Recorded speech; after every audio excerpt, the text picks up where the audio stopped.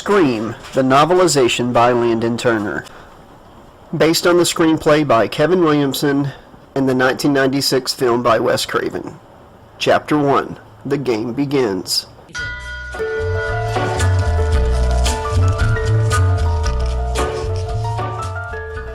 It happened in California, a small town on the West Coast, the town of Woodsboro, a quiet community set apart from the larger, more bustling cities like LA and San Francisco. Senators for years during the 20th century lambasted California for being a liberal cesspool, neglecting the beliefs and values of entire swaths of smaller towns like Bakersfield and towns like Woodsboro. It was something right out of a horror movie, and it had gone off like a powder keg. It had started with one tiny spark, a phone call. What was once a revolutionary invention in long-range communication became a weapon and an instrument of terror for a group of innocent adolescents. It began on a cold November school night for a young 17-year-old girl in 1996. It was the start of a series of crimes that served as some of the most brutal series of murders in the annals of American history. Think Bundy, Dahmer, and their ilk. Bodies were found mutilated and posed purely for shock value. It was a total bloodbath.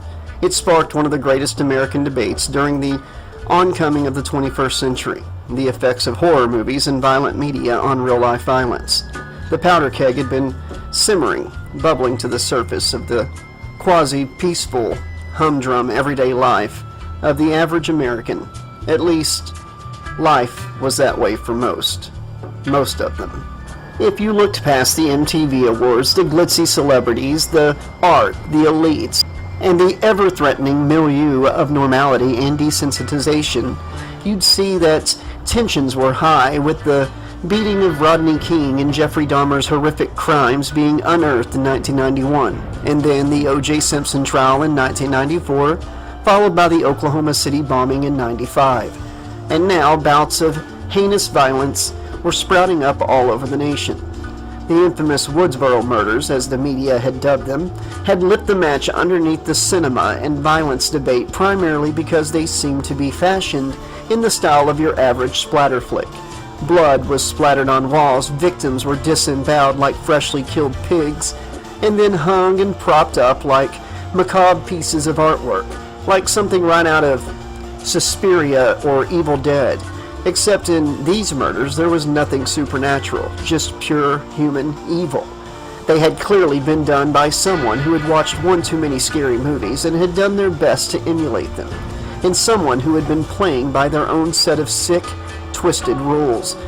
Nobody had ever seen anything like it. Who could have done something so heinous? Who, in the incredibly average town of Woodsboro, had been able to do something so horrific to innocent people? What had made them snap? That was the central question of the debate.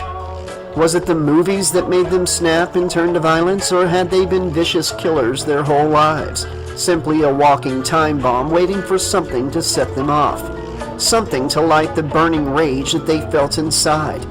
Maybe it was the parents who should have taken some responsibility and taken it upon themselves to restrict their child from those sorts of movies, if they had certain psychological issues. After all, there was something about horror movies that piqued a sense of intrigue and wonder from deep within the human psyche. Something very primal and very real. That's how they made so much money, after all. We all have fear. Fear is what drives some people, controls others, shapes you into the kind of person you are. Fear was something ancient humans were too keen on. Back then, fear helped you survive. That pricking on the back of your neck and clammy hands and the stabbing pit in your gut often were red flags that something bad was nearby, like a predator lurking in the bushes, ready to rip you limb from limb and devour you for dinner. In more recent times, that vivid and salient fear our ancestors felt still lingers around in the form of crippling anxiety, fervent ideologies, and various forms of prejudice and discrimination, albeit often showing up due to relatively mundane reasons like social ostracization or missing the bus or losing your job. Are we getting soft? Some think so. Political and social discussions are often rife with the proverbial pull yourself up by the bootstraps sentiment. Lots of earlier generations call the Later generations weak, implying that being vulnerable and afraid and fragile means you are somehow inferior.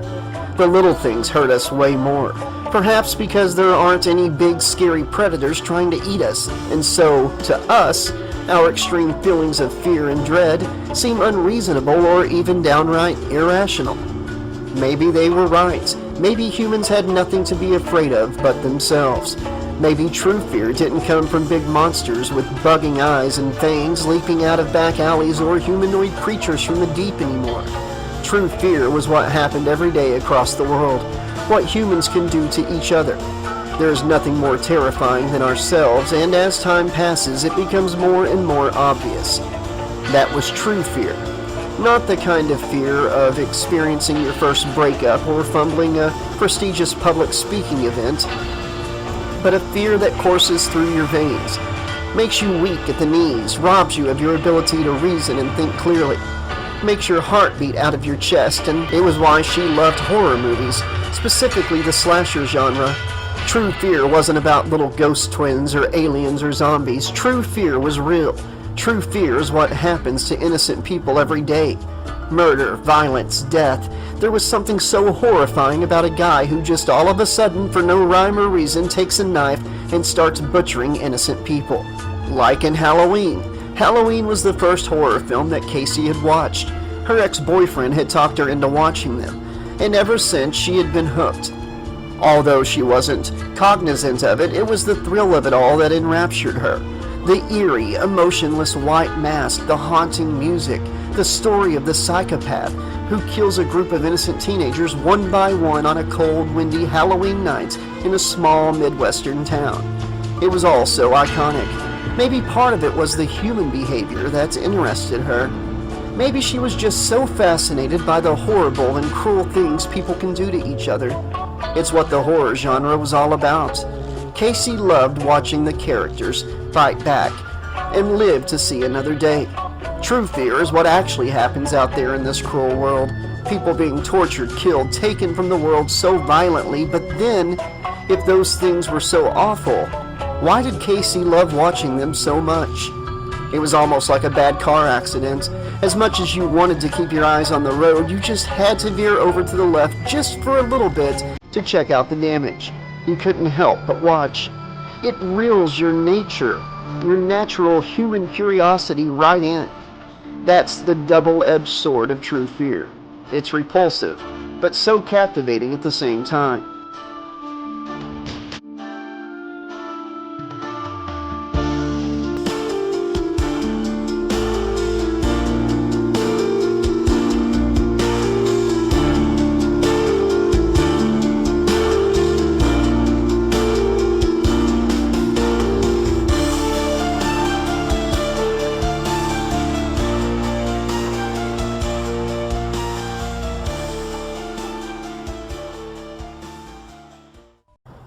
Casey stared out the glass patio doors into the dark night and hugged her warm woolen sweater to her body tightly.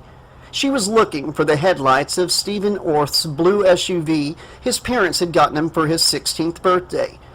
18-year-old Stephen Orth was the head quarterback of the football team, a real catch. Tall, muscular, ruggedly handsome, with dark hair, dark eyes. What else could she ask for? They'd been dating for a month, long enough that calling him over when she didn't want to be alone felt natural. She pictured his strong arms holding her in his big blue and yellow Letterman's jacket, with the words Woodsboro High emblazoned across the back. She checked the clock anxiously. Where the hell was he? Practice was supposed to end at 8. It was almost 10. Her parents were out on a date night, leaving the house too quiet, too big. Nights like these always got under her skin. Usually, Stephen showed up before she had time to freak herself out. Mr. and Mrs. Becker weren't particularly fond of her having boys over without them knowing, and especially late at night. But after meeting Steve, they decided it would be better for her to have some company while they were out. After all, Steve was on the football team, and they figured he could handle himself in a bad situation and protect her. But still, it was getting later than her parents would be happy with. The TV hummed behind her, its blue light reflected in the tall floor-to-ceiling windows that surrounded her. The two movies she had picked out from the video store after school were both sitting on the kitchen counter, unopened. She had picked out Halloween and Nightmare on Elm Street, two that she was sure would scare the shit out of him. Let him squirm. She glanced down the long hallway into the foyer at the front door. If he didn't hurry, her parents would be home, and all Steve would get for the night would be a stern lecture from her father and then be sent home.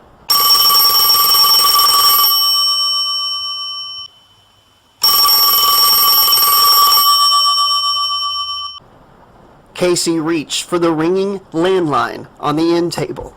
It had to be Steve. "Hello?" "Hello?" a man's voice said.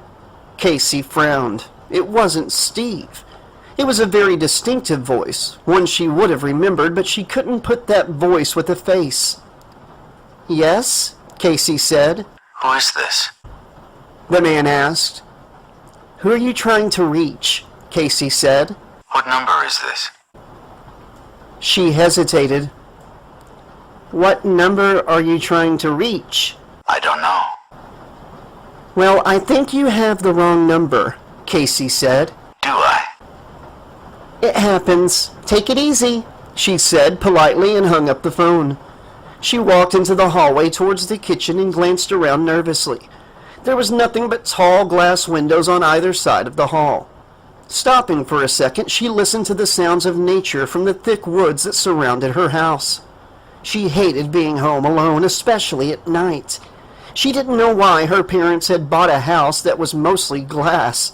You would think it would make you feel protected, but it made her feel the opposite, like someone was always watching her. It didn't feel open, it felt exposed. Hallways with glass on either side and a pair of huge, fully glass patio doors. What were they thinking? Sure, nothing really all that bad happened in Woodsboro, but that wasn't entirely true. Last year, a girl at her school, Sydney Prescott, had lost her mother, murdered in her own home. Someone had broken in and killed her while she slept. Casey swallowed. She knew Sydney, sat 2 rows behind her in English. This wasn't some headline from another town. It had happened here. She snapped out of her morbid thoughts and glanced out the patio doors that looked out into the backyard. An eerie mist hung over the surface of the Olympic-sized swimming pool. 2 halogen floodlights mounted on poles illuminated the back of the yard next to a rickety wooden shed. The woods that surrounded her home on either side were dark, and it was a cloudy, blustery night. A full moon hung ominously in the sky. Bad night to be home alone, she thought, and now she was thinking about things like that, thinking about that psycho killer in the white mask in that horror movie, the one about the babysitter home alone on a dark night. Images of the cold, steely blade of a knife plunging into her, and hands around her neck flashed into her mind. God, she thought, don't do this to yourself. But it was too late. Her thoughts were already racing. She was all alone out in the woods, just like in Friday the 13th. In Friday the 13th, a group of kids go out into the woods for a weekend at an abandoned summer camp, and one by one someone kills them, hunts them down. Casey shuddered, feeling a cold chill up her arm from seeing the ghastly images in her head. Don't scare yourself to death, she thought to herself. It was only 9 o'clock. I'm going to start seeing things, she thought. It was those goddamn horror movies that did this to her, but she just couldn't help herself. She should have never gone to the video store, and she should have refrained from the scary movies. But Steve had been dying to see them, and why not? They were classics, and it would keep Steve and his hands occupied. Maybe she was just jumpy from being alone in the big house at night. Yeah, that had to be it. After all, the movies never fazed her before. They were just movies.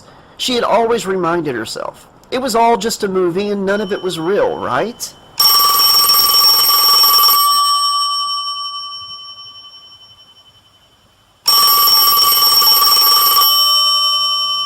Casey looked back towards the end table. Who could it be this time? Sighing tiredly, Casey sauntered back towards the receiver sitting on the table and picked it up. "Hello?" she said. trying not to sound as annoyed as she truly was. I'm sorry, I guess I dialed the wrong number. It was the same voice from before. So, why'd you dial it again? Casey asked. To apologize. Casey's smile thinned. You're forgiven. Bye now. Wait, don't hang up. The voice cut her off hastily. Casey brought the phone back up to her ear, growing impatient. What? I want to talk to you for a second. The man said. Casey scoffed. They've got like 900 numbers for that? See ya. Casey shot back and hung up the phone. What a weirdo, Casey thought to herself. Who calls random numbers just to talk to strangers? She glanced once more at the windows. Still no headlights. Then turned toward the kitchen. If Steve wasn't coming anytime soon, she might as well start the popcorn. The centerpiece of the large, well-furnished kitchen was an island with wooden countertops, surrounded by a few matching bar stools. A small hallway led to a side door, also made of glass. Casey crossed the kitchen, pulled a pan of Jiffy Pop from the freezer and set it on the stove. The burner flared blue. She shook the pan, listening to the kernels rattle. Casey groaned. You gotta be kidding. Leaving the popcorn crackling, she grabbed the cordless off the counter. Hello? Why don't you want to talk to me? Same voice. Who is this? Casey asked firmly, returning to the stove. Tell me your name, I'll tell you mine. Casey made a wry face. I don't think so. She shook the pan. What's that noise? The man asked. Casey smirked. Maybe I could play along for a little while. Popcorn? You making popcorn? The man asked. Uh-huh. I only eat popcorn if it's open. Well, I'm getting ready to watch a video, Casey said. Casey turned away from the stove and sat at the kitchen island. A wooden butcher block full of knives sat in front of her. Really? What? Oh, just some scary movie, Casey said. You like scary movies? Uh-huh. What's your favorite scary movie? What is this, 20 questions? Casey wondered. She stifled a giggle. She was enjoying this a little too much. I don't know, Casey responded, pretending to be deep in thought. You have to have a favorite. Casey thought for a moment. Her hand reached for one of the butcher knives in the butcher block. She pulled out the knife, absent-mindedly toying with it, eyeing its razor-sharp blade. Her gaze then fell on the unopened videotapes still lying on the counter where she had left them. Halloween, she answered. You know, the one with the guy in the white mask who walks around and stalks babysitters? She slid the knife back into the block. Yeah. The voice replied. What's yours? Guess. She said, playing along.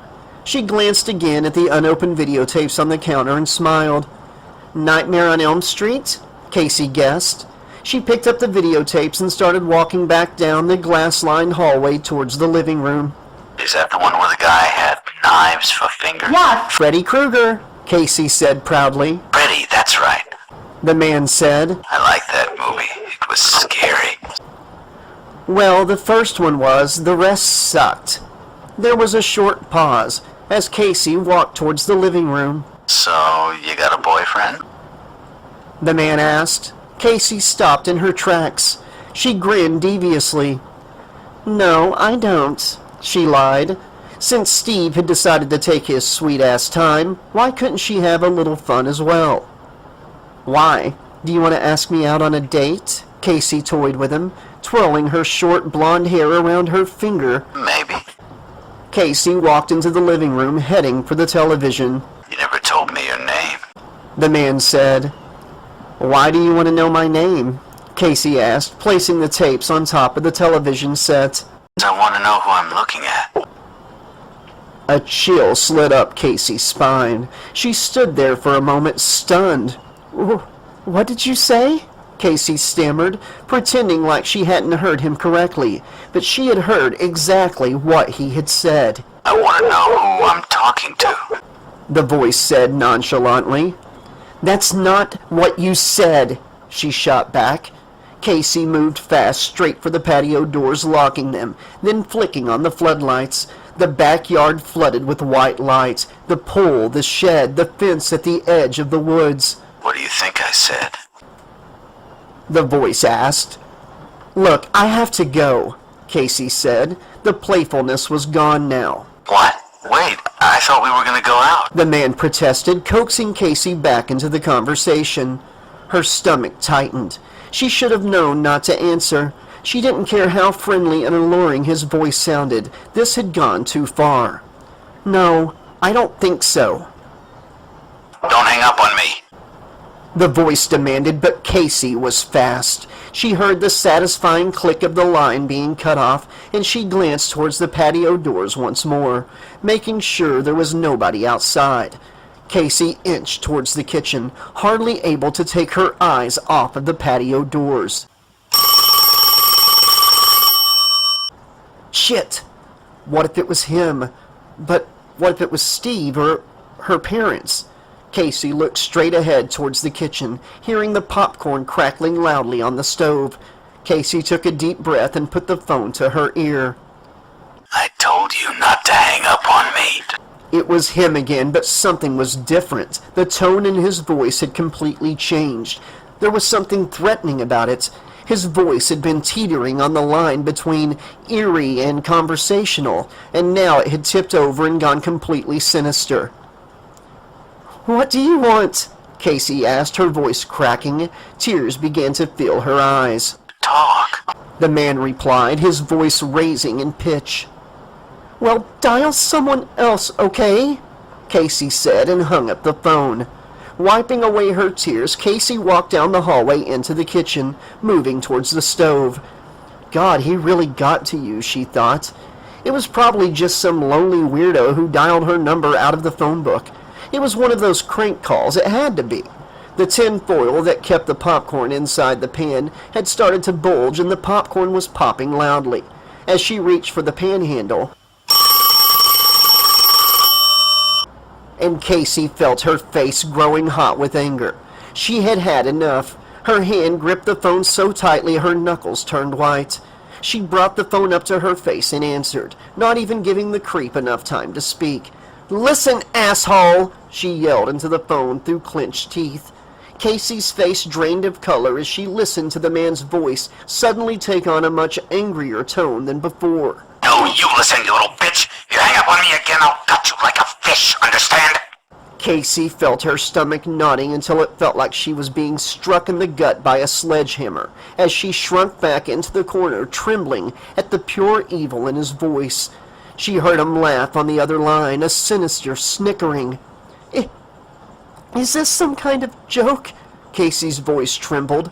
"Yeah, more of a game, really. Can you handle that?" The voice rasped. The caller had completely morphed into a horrifying persona. There was a pause, and as Casey pressed the phone to her ear, listening to what he was going to say next, her heart hammering, he spoke. "Blondie, can you see me?" The phone fell from her hand onto the floor. She sunk to her knees, her legs barely able to support her, and she saw her reflection in the stove. She saw her blonde hair. She repeated the words in her mind until it finally hit her. Blondie, Blondie. He could see her. This guy was outside, watching her through the windows. Casey's jaw dropped as the horrifying truth hit her like a bolt of lightning, and she sprang to her feet. Incited by pure adrenaline, Casey snatched up the phone, ran down the hallway, forgetting all about the popcorn, and scrambled to the front door. Fastening the lock and deadbolt, she peered through the tiny windows on either side of the door, scanning the front yard. The yard was empty. This wasn't happening. This couldn't be happening. Casey's mind frantically spun around in circles, trying to rationalize what was happening. "Casey, get a grip," she told herself. "Maybe if you put your foot down and stood up to this fucker, he would leave you alone. Maybe you could shake him up a bit. It could be some jerk from school. After all, that explained how he knew that she had blonde hair." "Listen, I am 2 seconds away from calling the police." Casey threatened, trying to sound as intimidating as possible. They'd never make it in time. We're out in the middle of nowhere. The man said chillingly. Casey began to cry, tears finding their way down her cheeks. He was right. It would take the police at least 15 minutes to get out here. She was alone. What was he planning to do to her? Where was Steve? "What do you want?" Casey begged through a torrent of tears. A beat. The only sound was her own panicked breathing. To see what your insides look like. A wave of nausea suddenly overcame her and she hung up, letting the phone fall from her hand. She doubled over, barely able to stand, tears stinging her eyes. A shrill noise made Casey scream and leap out of her skin. She rolled around, craning her neck to see. There was nobody outside. "Who's there? Who's there?" Silence. Now she knew someone was out there. Fuck it. It was time for the cops. She scrambled for the phone on the floor, but just as she picked it up,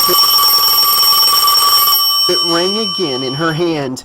She screamed at the top of her lungs, petrified beyond reality. The man was quick to talk when she reluctantly answered it. You should never say who's there. Don't you watch scary movies? It's a death wish. You might as well just come out here to investigate a strange noise or something. The voice sneered. Casey knew she had to stop engaging or scare the hell out of this creep. In a split second, she chose the latter and clenched her teeth until her jaws were sore. "Listen, you've had your fun. Now you better leave me alone because my boyfriend will be here any second," Casey said, wiping away tears. I thought you didn't have a boyfriend. "I lied. I do have a boyfriend, and he is on his way, and he's going to be pissed when he finds out you're here," Casey squeaked, maintaining her balance against the door frame. Sure, I'm getting scared. I'm shaking in my boots. The caller mocked. Casey's muscles tensed. "He's big and he plays football and he's gonna kick the shit out of you!"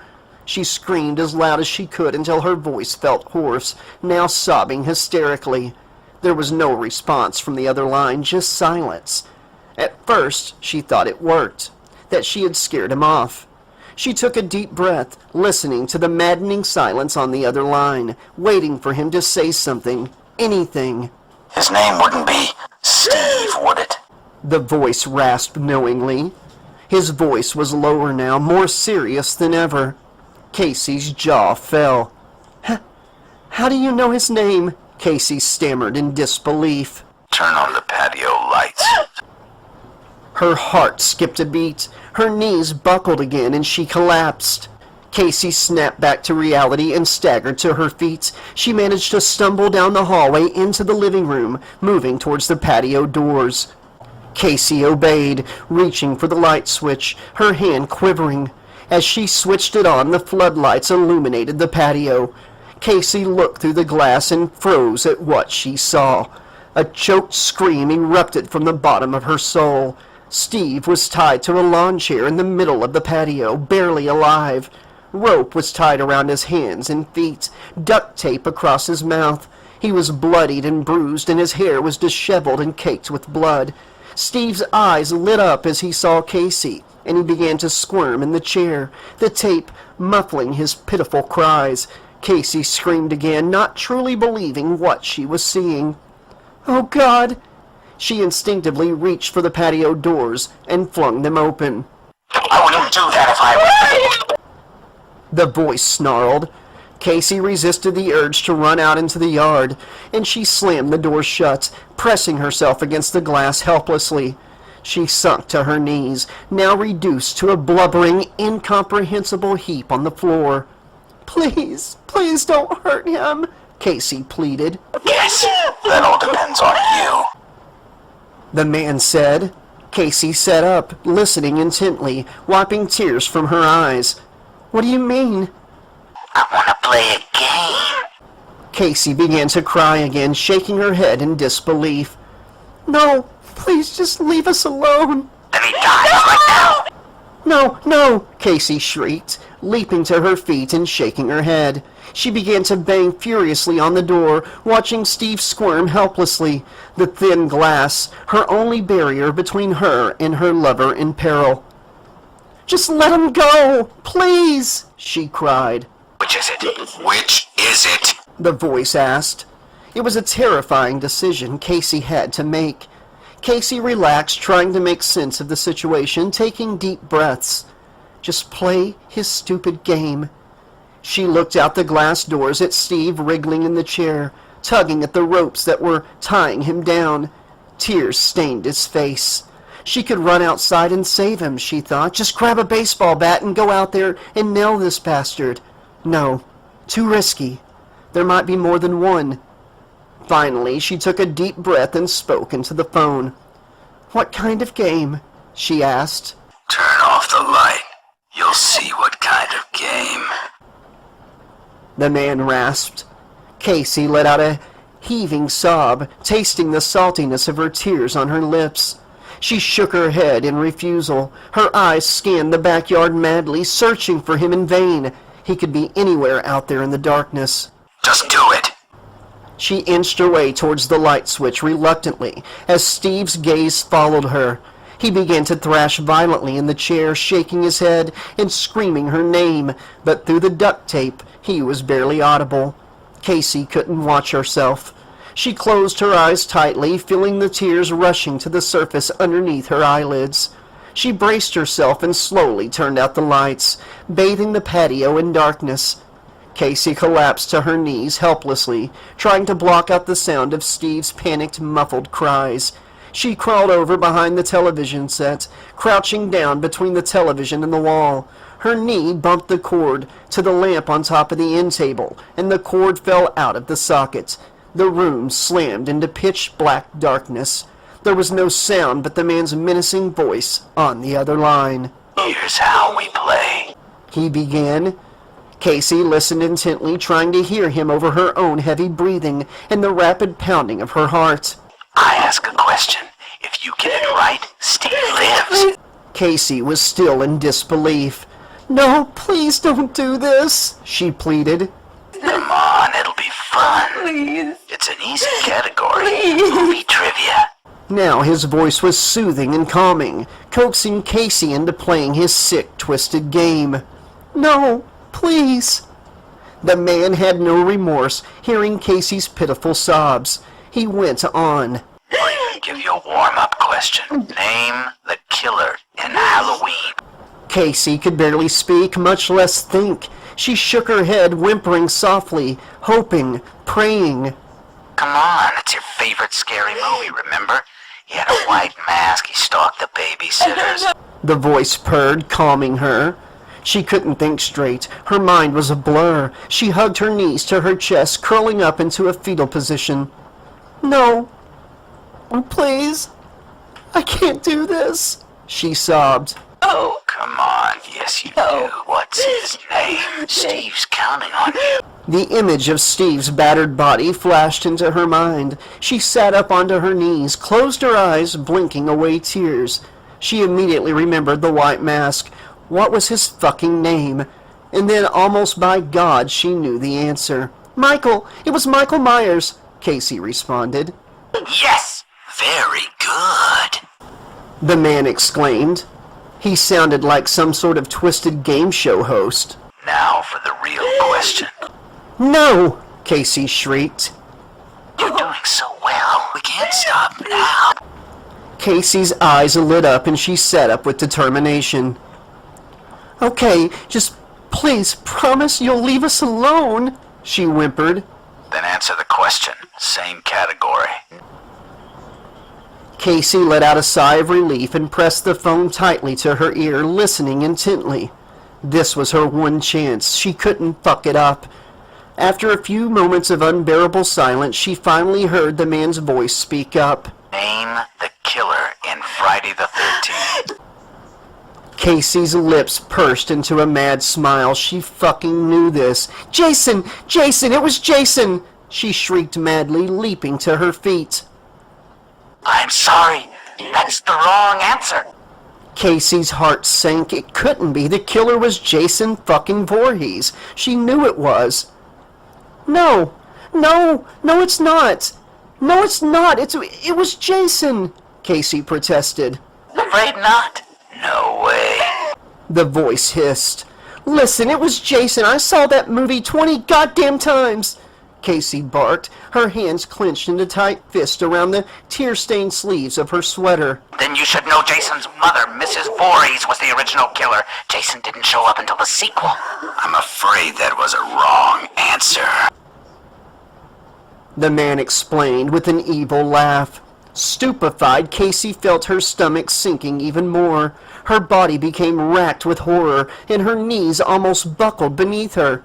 He was right. The bastard was fucking right. You tricked me. Lucky for you, there's a bonus round. But poor Steve, I'm afraid he's out. Casey was suddenly numb from head to toe. She couldn't move or scream. She was dumbfounded. All of a sudden, through the glass, out of the corner of her eye, she saw the shadowy figure leap from the bushes, and a black gloved hand clamped tightly over Steve's mouth and pulled his head back. She saw the flash of silver, and her eyes grew wide as she heard the sound of ripping fabric. Flesh tore. Steve cried out through the tape. Casey leapt to her feet instinctively, scrambling towards the patio doors and flicking on the lights. She had no time to scream or react, no time to open the door and save him. It was too late. His collared shirt had been ripped open at the seams, and his stomach had been sliced wide open. Steve was beyond dead. His head was slumped back lifelessly in the chair. A pool of blood was beginning to form beneath him. His guts were spilling out of the gaping wound and onto his lap. A steaming pile of entrails had begun to form at his feet. The killer had disappeared back into the shadows. Casey didn't have the strength to scream or run. She collapsed again, utterly horrified, her mouth agape in terror. She felt another overpowering wave of nausea come over her, and she doubled over, gagging at the sight, trying to maintain her composure. "Steve!" she shrieked, pounding her fist on the hardwood floor. She could hear the killer's evil, maniacal laughter on the phone, enjoying every minute of this. Casey jumped to her feet and turned off the light. Immersing herself in darkness once again, she scrambled backwards into her hiding spot, ducking down behind the television set. Hey, we're not finished yet. She heard the killer growl. Casey reached down with a trembling hand, groping for the phone in the darkness. She found it and put it to her ear, trembling, her voice almost gone from screaming. "Please, please leave me alone," she begged. Maybe it would all be a joke, she thought. Maybe Steve wasn't dead. Maybe it was all just an elaborate joke. Maybe it was all a prank by the kids at school, and they would all jump out from behind a wall and yell, "Gotcha!" Or maybe this was too real, and it was all wishful thinking. Answer the question and I will. The killer demanded. Casey sobbed into the tear-stained sleeve of her sweater. She didn't have the strength to protest. She curled up back into a fetal position, softly crying, listening to his voice. She would do anything at this point, anything to get him to stop. What door am I at? The man asked. There are two main doors to your house, the front door and the patio doors. If you answer correctly, you live. Very simple. Casey looked towards the front door and then towards the patio doors. She studied them both, trying to deliberate between the two. "Fuck this," she finally said to herself. "I'm done." She wasn't playing his games anymore. She grabbed a letter opener off the desk and clutched it tightly in her hands. Casey knew that giving in was no longer an option. Not anymore. "I can't do this. I won't," she said softly through tears. Everything went deathly quiet. Casey listened in horror, still holding a death grip on the phone. She waited for something to happen, anything. Then his voice whispered something. Your call. Just as things grew maddeningly silent, the patio doors imploded inwards as one of the patio chairs came flying through the glass with incredible force. Bits of wood and shards of glass sprayed across the room in one loud and calamitous act of violence and rage. Casey barely let out any kind of impulsive scream. She took off through the house in one instinctual bound, dropping the letter opener in sheer panic. She ran through the darkened house, barreling down the hallway into the kitchen. Oblivious to the popcorn engulfed in flames on the stove, the tinfoil expanding far beyond its normal capacity. She scanned the kitchen for a better weapon, anything she could find to defend herself.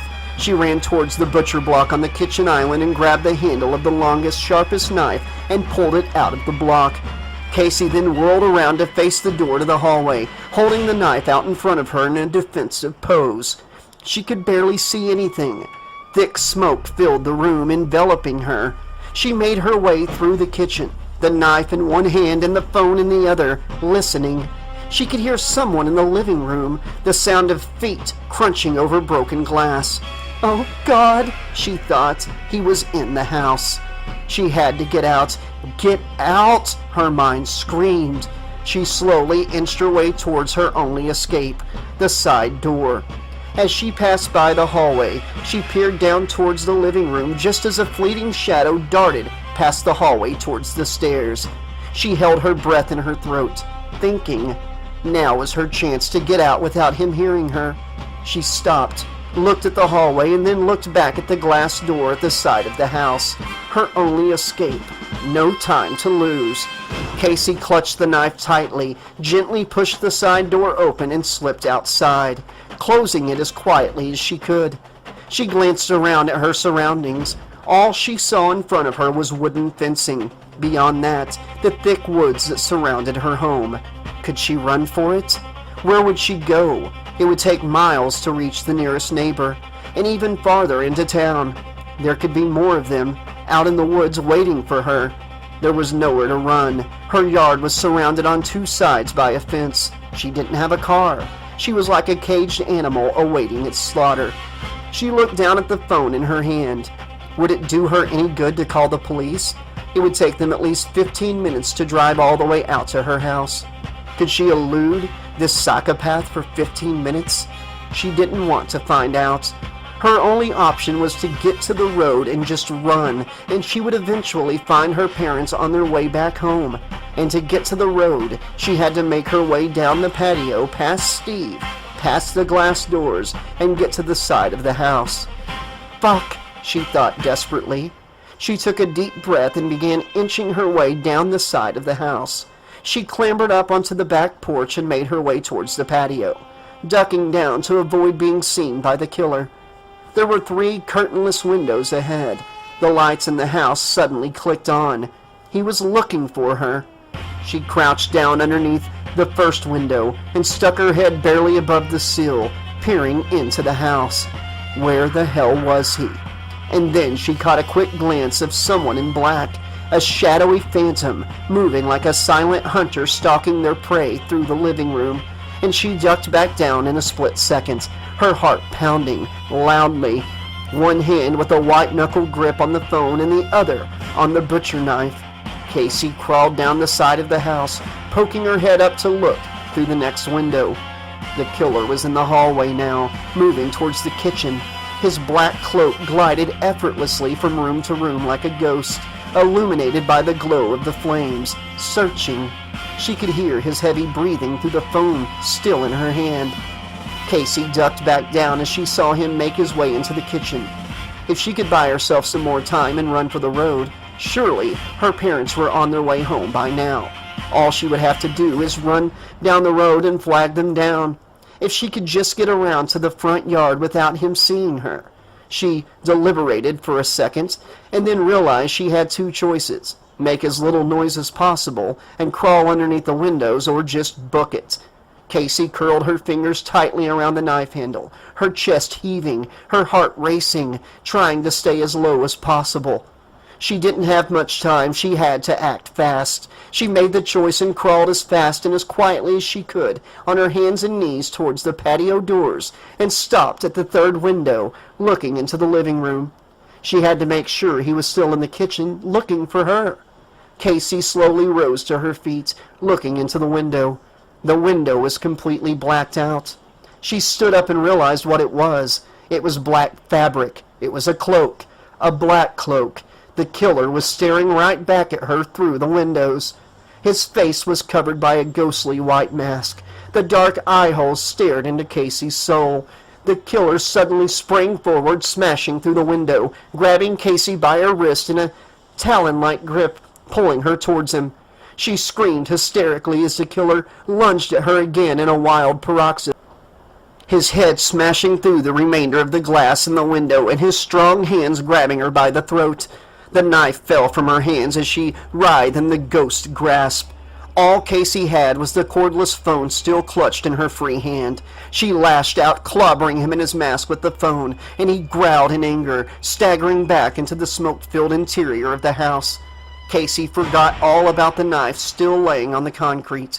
There was only one thing she could think of, and that was getting away, out to the road and to her parents. She began to run. Casey stumbled across the patio, cringing at the sight of her boyfriend's corpse, still tied to the chair. His organs spilled onto his lap. She sailed around the corner of the house, sprinting across the yard. Her eyes lit up as she saw her parents' Chevy Camaro coming down the country road. Casey cried out joyously, overcome with relief, but it didn't last long. As Casey passed by one of the several large, fully glass windows in the living room, the masked killer came smashing through from the inside, tackling her to the ground. Casey screamed and fell onto the grass, the killer coming down on top of her. She kicked, knocking the killer backwards, and she scrambled to her feet. Casey ran towards the front of the house, watching as her parents' car pulled into the driveway. She extended her hand, reaching for them, trying to call out, but right as she reached the corner of the house, a gloved hand clamped down on her mouth and yanked her backwards with immense force, and out of sight. She had time to glance over her shoulder and see the killer's demented eyes glaring down at her through the eye holes in the ghost mask. There was a flash of silver, and Casey didn't even feel it at first. The knife plunged into the side of her chest. Incredulous, Casey looked down at the wound as her chest began to blossom bright red. She fell onto the grass on her back, coughing, choking on her own blood bubbling up in her throat, the pain overwhelming her. She clutched her hand to the wound, feeling warm blood flowing between her fingers. The masked figure came down on top of her, straddling her midsection and pinning her down, the knife poised to stab her again. Casey mustered up every ounce of strength she had left and knocked the knife out of his hand with her fist. She swung her other fist at him, scratching and clawing at his mask, hitting at him with the phone in all but a futile effort. He was too strong. His hands grabbed her by the throat and squeezed tightly. Casey gagged for air, clawing at the gloved hands that were choking the life out of her and crushing her larynx. Her parents climbed out of the Camaro just a few yards away, oblivious to the horror. Casey heard the car door slamming, and it sent a jolt of energy through her. She managed to wriggle one of her legs free from underneath him, and just as her eyes were beginning to roll into the back of her head from the lack of oxygen, she lifted up her knee, slamming it into her attacker's groin. The killer let out a pained groan and staggered over to the side, growling in anger and clutching himself. Casey was free, and she didn't have much time. Wincing at the pain that paralyzed the entire left side of her body, she gave a grunt as she flipped herself over onto her belly and started to pull herself up into a crawling position. She managed to lift her head up, and she watched as her parents walked from the car towards the house, chatting idly. Their chatter blurred in and out of hearing, in between Casey's own ragged breathing and the throbbing in her head and chest from being strangled. She could hear them talking about the fish at dinner and about the tulips in the small flower bed in the garden. She weakly crawled across the grass towards them, trying to lift herself up enough to walk, but the pain was too much to bear. She could barely breathe. The knife had punctured her lung and blood was gushing from the gash just under her collarbone. She felt the warmth of the liquid pouring between her fingers. Her voice barely rose to a strained whisper. She put a hand up to her throat, trying to make sound come out, but all that came out was a dry, rasping sound. Her trachea was virtually crushed. Just as she managed to pull herself up onto the front porch, feeling the wood digging into the palms of her hands, she watched in disbelief as her parents disappeared inside the house, the front door shut tightly behind them. She didn't see the killer rising up behind her. She was suddenly slammed to the ground by the killer's foot, pressing down hard on her back. She hit hard against the wooden porch, her breath escaping her. She couldn't get up or fight. She had gone limp. The masked killer flipped Casey's barely alive body over on her back as she looked up at him helplessly. All she could do was watch. She could feel the blood soaking her, draining from her, along with her life. It was all over now. She gazed up at him, pleading with her eyes, unable to do anything but reach her trembling hand up with the little bit of strength she had left and yank on the blood-spattered rubber ghost mask that covered his face. As she saw who was under the mask, she began to sob, and her vision slowly began to blur in various shades of red and white. Her life was slowly slipping away, and her last vision was the look of utter loathing and hatred of that face, the face that she knew. She couldn't believe it. "Why?" Casey managed to say, her eyes filling with more tears. She could only lie there and watch. The killer lifted the knife into the air and brought it down.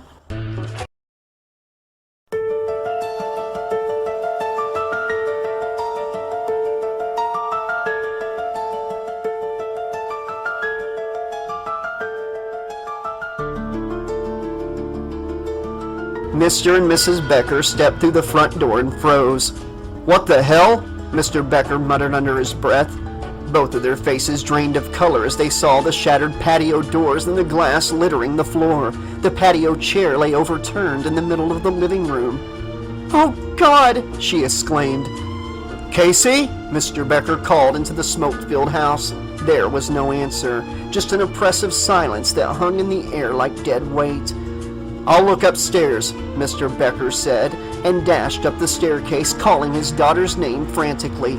Mrs. Becker was galvanized into action when she sniffed the air, noticing the telltale odor of smoke and the shrill beeping of the alarm. She sprinted into the kitchen, coughing and fighting her way through the thick smoke. They had her, she thought. They both exchanged knowing glances. Her husband's grimace tightened, and he tried to regain his composure. But on the inside, he was scared shitless just as much as her, and he knew something was horribly wrong. "No, not my daughter, not my daughter," Mrs. Becker whimpered, shaking her head. "Listen to me. Drive down to the McKenzie's house and call the police, okay?" Mr. Becker said, guiding his wife towards the door. She was barely able to stand up. Mrs. Becker opened the door and stumbled weakly outside onto the porch with her husband, holding his hand tightly, making their way towards the car. And then they both stopped dead in their tracks at what they saw. Their gaze was directed towards the huge oak tree in the front yard. Something was hanging from one of the branches. Mrs. Becker let out a gut-wrenching scream at the sight and fell to her knees. Casey was strung up like a slab of meat in a slaughterhouse, a rope tied tightly around her neck. Her face was chalky white, her eyes had sunk back into her skull, and her stomach had been ripped open. A pile of steaming organs lay underneath her. The cordless phone was still grasped tightly in her right hand. Casey's father stared on in horror. Mrs. Becker screamed again as the rope suspending her daughter in midair suddenly snapped, coinciding with the thunder rumbling softly in the sky, the oncoming storm mingling with the sound of a mother's anguished cries and lightning flashing. The Woodsboro murders had begun.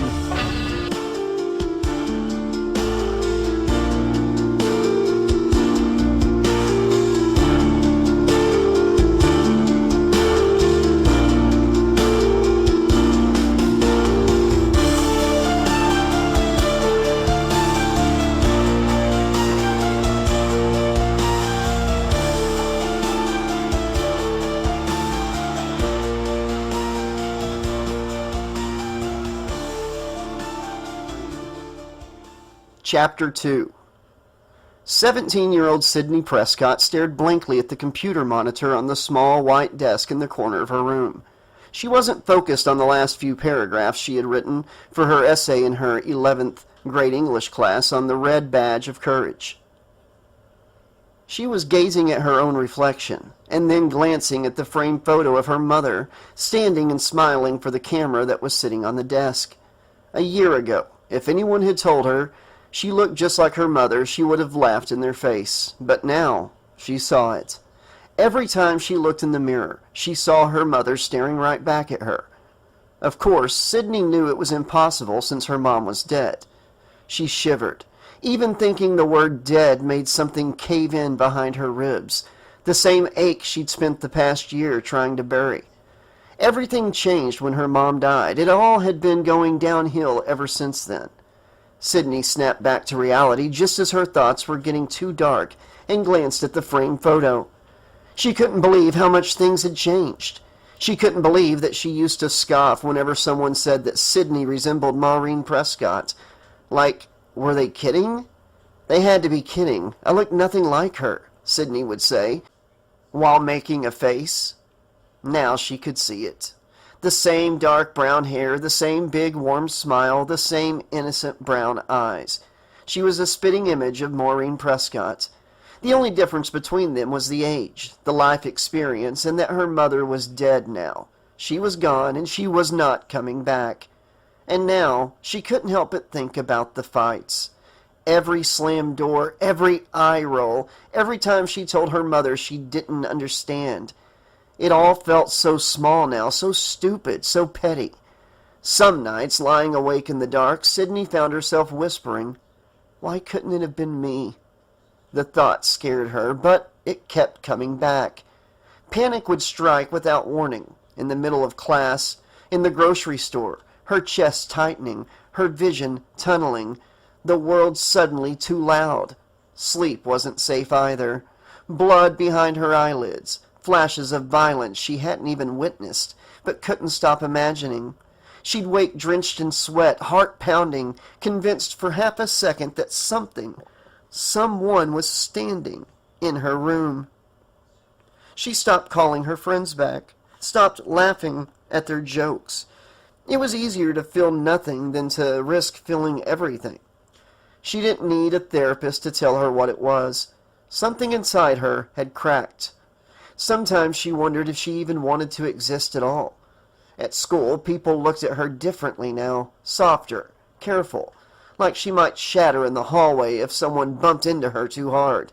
Or worse, they whispered, "The girl with the dead mom." Billy tried to act normal. He really did. But normal didn't exist anymore. The only time they were alone was during lunch, and even then Stu and Tatum were never far. Conversations that used to stretch for hours now died after 3 words. "You okay?" "Yeah, you?" "Fine." A year and a half together, and it had started like a firecracker, loud, bright, impossible to ignore. Now it felt like smoke. She hadn't meant to pull away, but every time Billy reached for her, something in her locked up. He didn't understand why she couldn't just be the same. She didn't understand it either. How was she supposed to let someone touch her like that again after what had happened? After that night? 1 year ago, almost to the day. It was strange how a year could feel like nothing. She had tried so hard to forget, and yet still felt like yesterday. She could hear her mother's voice the way it had sounded that night, the exact pitch of it, tight, nervous, telling her not to stay out too late, to behave. Sydney remembered rolling her eyes. Now the memory looped endlessly in her head, in her dreams too. The image always the same, her mother's body, still. Wrong. She wasn't over it, and she wasn't going to be. Not with Saturday coming, the anniversary, the exact day she'd found her. The thought made her skin prickle. She'd been staring at the same paragraph of her paper for an hour. The glow of the monitor reflected her face and her mother's back at her.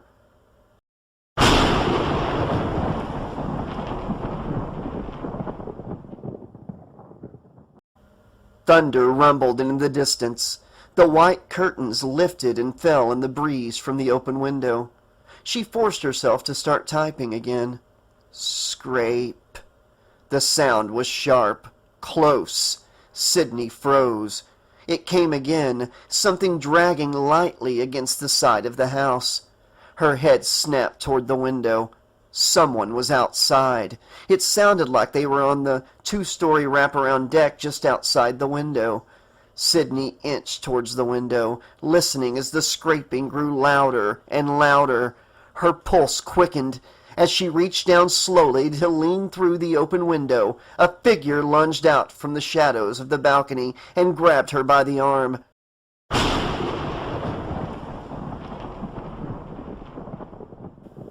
It was Billy Loomis, his dark hair combed neatly and wearing a white polo shirt and jeans. "Billy, what are you doing here?" Sydney exclaimed in a tight whisper, her heartbeat returning to its normal pace.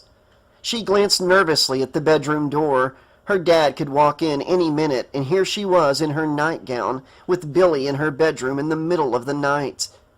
She ran to the bedroom door and locked it, and then jammed the nearby closet door against it. It was a makeshift barricade she came up with as an extra privacy measure. If someone were to come barging in and the lock were to give way, the closet door would catch on the handle of her bedroom door, and the hinges would lock up. Just another symptom of her trauma, and a symptom of how much they were neglecting the house. The locks on the doors were always giving away because they could never afford any expensive fixes. It was a nice house, albeit its flaws, spacious and affluent, but it was falling apart all around them, and after it had happened, there was just no reason to do all the things that Maureen used to do. There seemed to be no reason to water the now wilting plants or fix the fizzled-out light bulbs or repair the locks on the doors. The house was old. They knew that much, and eventually her and her father planned to move into something that they could keep up and afford the payments on, but that was a far and distant ideal that could only come true if their life would just return back to normal. It just occurred to me that, I'd never snuck into your bedroom window before, Billy teased as Sydney made her way back towards the window. Great. And now that it's out of your system, Sydney started to say. You sleep in that? Billy asked, eyeing her nightgown. Yes, I sleep in this. Billy, you have to go. My dad's in the other room. A frantic knock exploded against the door. Sydney? She jumped. Shit, that's my dad. Hide, go, go. Billy moved fast. Neil Prescott shoved at the door. It jammed against the closet, stopping short. He managed to wedge his head through the narrow opening. Neil Prescott was in his mid-30s, but when his wife died, he spent the next few months aging considerably. The stress was giving him wrinkles that hadn't been there before, and even graying parts of his hair. He had always been a nervous, preoccupied man before, but after she died, he progressively got worse. Sydney was all that he had, and she understood that. He had never been very overprotective before, but now, after her mother's death, Sydney knew that if he found Billy climbing into her bedroom window in the middle of the night, things would not go over well at all. Sydney, are you okay? He said. Sydney looked up at her dad's tired eyes as he attempted to see into the room. Can you knock? I heard screaming, he said. No, you didn't, Sydney lied. Please be hidden, Billy, Sydney thought to herself as she pulled apart her makeshift barricade. Neil surveyed the room carefully. Nobody there. Billy was gone. Mr. Prescott sighed skeptically. Oh, well, I guess I'm going to hit the sack, he said. My flight leaves first thing in the morning. Sydney fought a groan. Another trip, another lecture. The expo runs all week, so I won't be back until Sunday night. There's cash on the table, and I'm staying at the Hilton by the airport, and call if I need anything. Got it, Sydney finished. He hesitated. She avoided looking at him. She didn't want to think about spending the anniversary weekend alone in this house. Things hadn't been easy since her mother died. The funeral, the investigation, the trial, the mortgage hanging over them like a threat. Her mom's income had carried half the weight. Now Neil carried all of it, and it showed. "I could have sworn I heard screaming," he said again. Sydney forced a smile. "Guess you're imagining things." He studied her a moment longer. "Guess so." She kissed his cheek. "Have a safe trip." "Sleep tight, sweetie." He walked down the hall. Sydney shut the door and leaned against it, exhaling. A moment passed. Billy popped up from beside the bed and collapsed onto the heap of stuffed animals. "Close call," he sing-songed, tossing a plush bear at her. "Billy," she muttered, "what are you doing here?" Billy climbed off of the bed and paced the room. Oh, great, Sydney thought. Billy always tended to pace the room when he wanted to talk about something serious. I was watching The Exorcist and it got me thinking of you," he said. Sydney frowned, slightly bemused. The Exorcist? Sydney thought to herself. She had to hear this. What in the hell reminded him of The Exorcist? Wasn't that some old horror movie where the girl's head spins around? Sydney shivered just thinking about it. She hated those movies. He was always watching them with their friends, and of course, Sydney never understood it. Her life had already turned into some kind of horrific courtroom drama over the past year, and she just couldn't handle horror films. The worst part was virtually all of Billy's friends were horror fans, and most of the kids at school watched them too. It wasn't like Sydney was some religious hard-ass. She didn't know how she felt about God anyway after losing her mom. It was just that the ones she had seen were just so stupid and poorly contrived, rehashing all the same cliches for money and thrills. She didn't need them. Her life was already turning into some kind of nightmare. She snapped out of her thoughts after an awkward moment of silence. "It did?" she asked. "Yeah.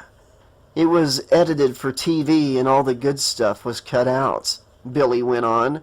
He started to pace again, and then he stopped and stared at her hard. "I thought of how 2 years ago we started off hot and heavy.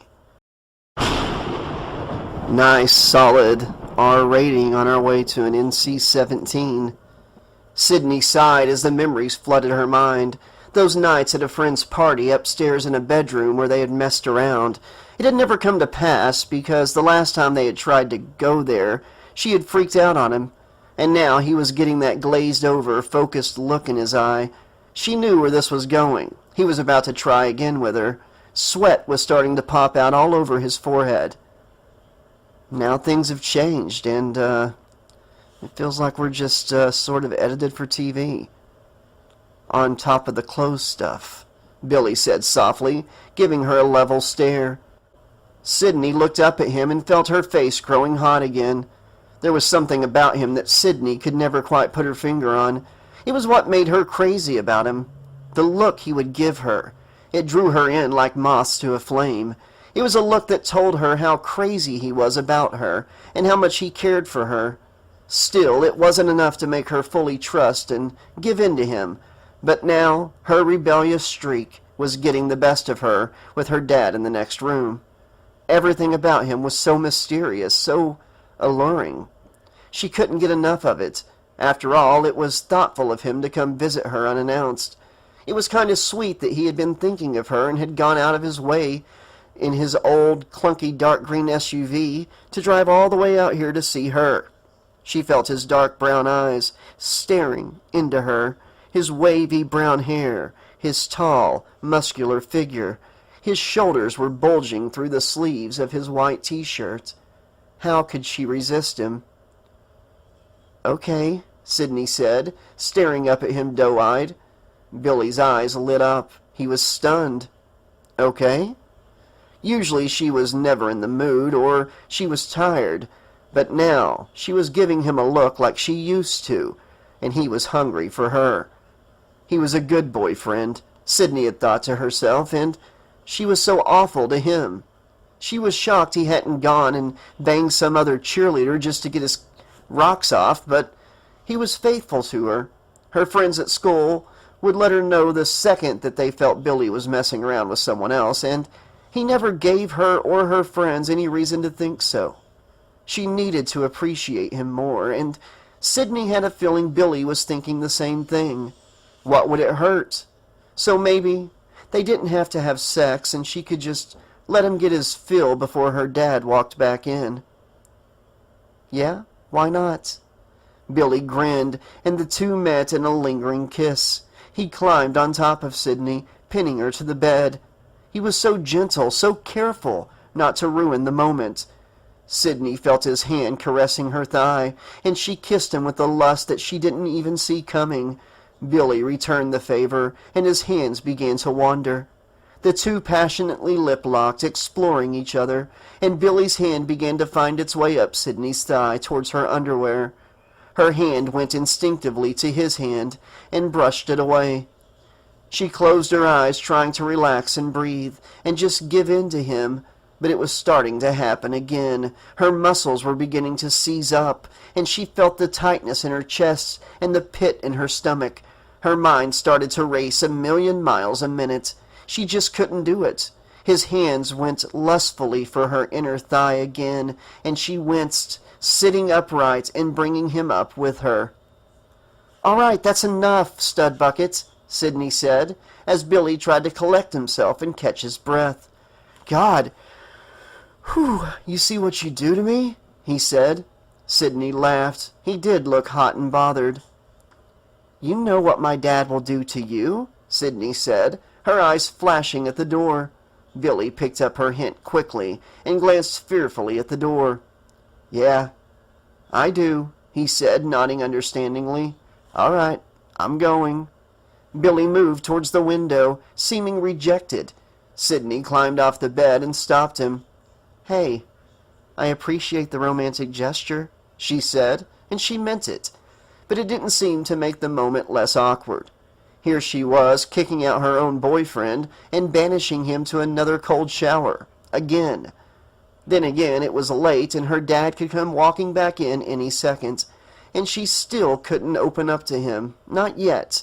The timing just wasn't right. Well, about the sex stuff, I'm only half serious. I know you're going through a hard time, and I'm not trying to rush you," Billy said. Sydney smiled at him and caressed his bicep, running her fingers through his neatly combed hair. "Come on, Sid," she thought. "At least leave him with something." She kissed him again tenderly, and Billy started to climb outside onto the deck. "Hey, would you settle for a PG-13 relationship?" Sydney asked, smirking slyly. Billy cocked his head, puzzled as to what she meant.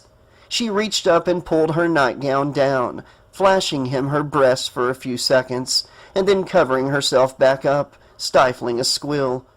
Billy took a peek and turned away laughing, his face red with embarrassment. "You are such a tease," he said.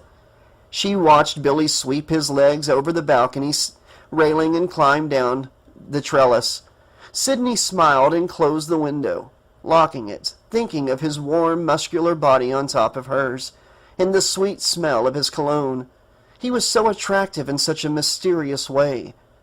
The grounded look in his eyes and his puppy dog expression. What more could she ask for in a guy? He was almost too good to be true. A part of her wanted him so badly and wanted him to be happy, but she just couldn't bring herself to go any further. Not this time, anyway, and not the time before either. Maybe it was her mother's voice in her head every time Billy was on top of her. "Don't ever give it up, Sydney. Don't give it to the wrong person." And now, even though she was dead, she still felt that nagging feeling at the pit of her gut. Maybe it was because she had never listened before, and now Mom was gone. Everything she had ever told Sydney, all was coming back to her, as if her mind was trying to desperately remember every word. She had never listened to her mother about sex. She and Billy had done a lot of stuff. A lot of stuff. Surprisingly, they'd never gone all the way. Despite the guilt from going against her mother's wishes, Sydney didn't bat a blind eye to all the things they had done. She loved Billy. Why wouldn't she do something that would do nothing but just strengthen their relationship, and that both made them feel good? Logically, it made sense to fuck. It was natural. He felt like the one. But then, why wouldn't her body let her go through with it, let herself give in to him? He was being completely respectful and doing all the right things. Most guys would go off and sleep with someone else or try to push it on her without her consent, but here he was, like her own fairy tale prince, climbing in through her window in the middle of the night, dressed in a nice shirt, with his hair combed, and asking her for consent just to fool around. And still she couldn't do it. His hands all over her just made her stomach twist into knots, almost as if she needed to hurl. It didn't make sense. None of it made sense. Maybe she had this subconscious inkling that her mom was right about the sex stuff, that it really was best for marriage between one man and one woman for a lifetime, and that she really was throwing it all away on some guy that she wouldn't even make it out of high school with. Another part of her was tugging back and saying, no, sex is not some sacred bond, it's just sex. You just got to be smart with it, and if it feels right, it feels right. As long as she loved Billy right now, why did it matter what the future had in store? If you love someone and you both consent, sex should be okay. Had her mother thought that sex was something that followed you around your entire life? That you had sex with one person and somehow you lose a piece of yourself to them that you never get back? No, not with consent. That just doesn't happen. All that should matter is love and consent. Why couldn't she just say to herself that it was okay to want it, to want Billy's body? Every time she had started to do something with Billy after her mom's death, she heard her mom's voice in the back of her mind warning her about the dangers of sex, and she knew she couldn't handle having an STD or getting pregnant on top of losing her mother. She wished she could make Billy understand that she wasn't gung-ho about losing her mother and her virginity all in the same year. At the same time, she hated that Billy had to put up with her not being able to give herself to him. Was he good enough of a guy to wait for her until she was ready? He'd already waited a year and 6 months for her. She was so lucky to have a guy like him that would wait for her that long. Most other guys would probably have been long gone by now. She would just have to give it a little bit of time. Sometimes she thought that maybe her mother had been right. Maybe it is better just to wait until you're married to have sex. It's definitely safer, and you are more prepared for the consequences, and there's less room for heartbreak. But what guy nowadays would want to date a girl who wants to wait until marriage to get it on? What if she waits to try sex when she's married and it turns out he's awful at it? What happens then? Okay, so maybe I won't wait until marriage, Sydney thought, but she could at least wait until she got her life back on track before she tried putting herself out there again. Billy would just have to understand for now. Sydney took one last look out into the night and then pulled the curtain shut. She sat back down at her desk and forced herself to hastily finish the last few sentences of her paper, closed out of the software, and began to head for the bed. And something caught her attention. A sound coming from outside.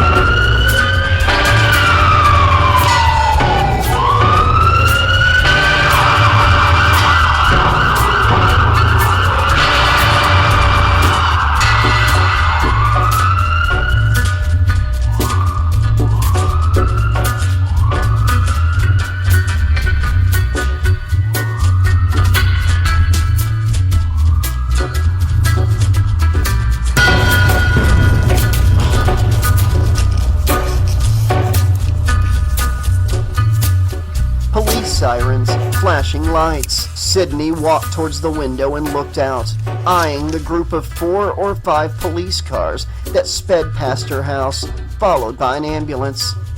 My God, Sydney thought to herself. It wasn't usual to see that much action, especially not out here.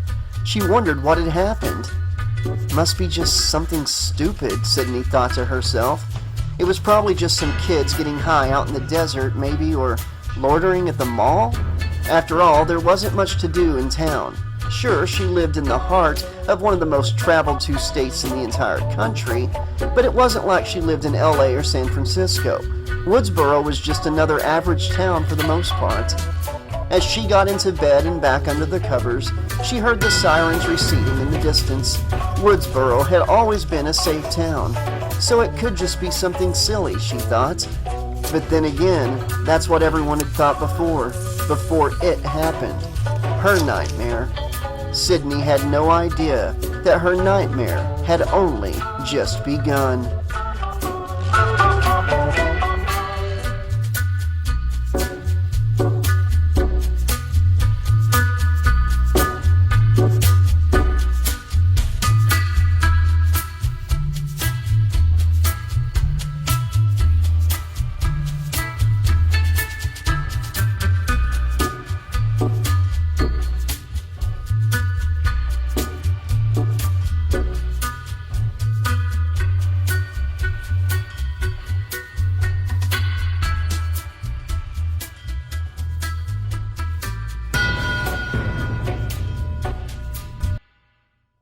Chapter 3. Trouble in Woodsboro. Sunlight filtered through the window, casting a soft glow across Sydney's sleeping face. The radio alarm exploded to life. 2 teens found brutally murdered. Sydney's eyes snapped open. She reached blindly for the clock and silenced it before the report could continue. The room fell quiet again. She slid out of bed, wincing as her bare feet hit the cold hardwood floor. A car door slammed outside. Sydney moved to the window. Her father struggled with his suitcase, heaving it into the trunk of his aging Buick. The lid slammed shut with a hollow clang. She watched him climb in. The engine turned over. The car rolled down the winding country road and disappeared beyond the bend. The house felt bigger the moment he was gone. The valley stretched endlessly beyond the backyard. Fields, hills, morning light spilling across the tops of the trees. It was beautiful. It was empty. A tightness formed in her stomach. He's leaving me here alone. On the anniversary. Stop it, she muttered under her breath. Maybe the space would be good. Maybe she and Billy wouldn't feel so suffocated without her dad hovering at every sound. Last night had been too close. The thought of her father walking in, she pushed it away. Surely nothing bad ever really happened in Woodsboro. She almost laughed at herself. A year ago, everyone had believed that. The day after tomorrow marked 1 year. Sydney wrapped her arms around herself and stared at the sunlight creeping across the wooden deck. School would help. Distractions would help. Sydney didn't know how wrong she was.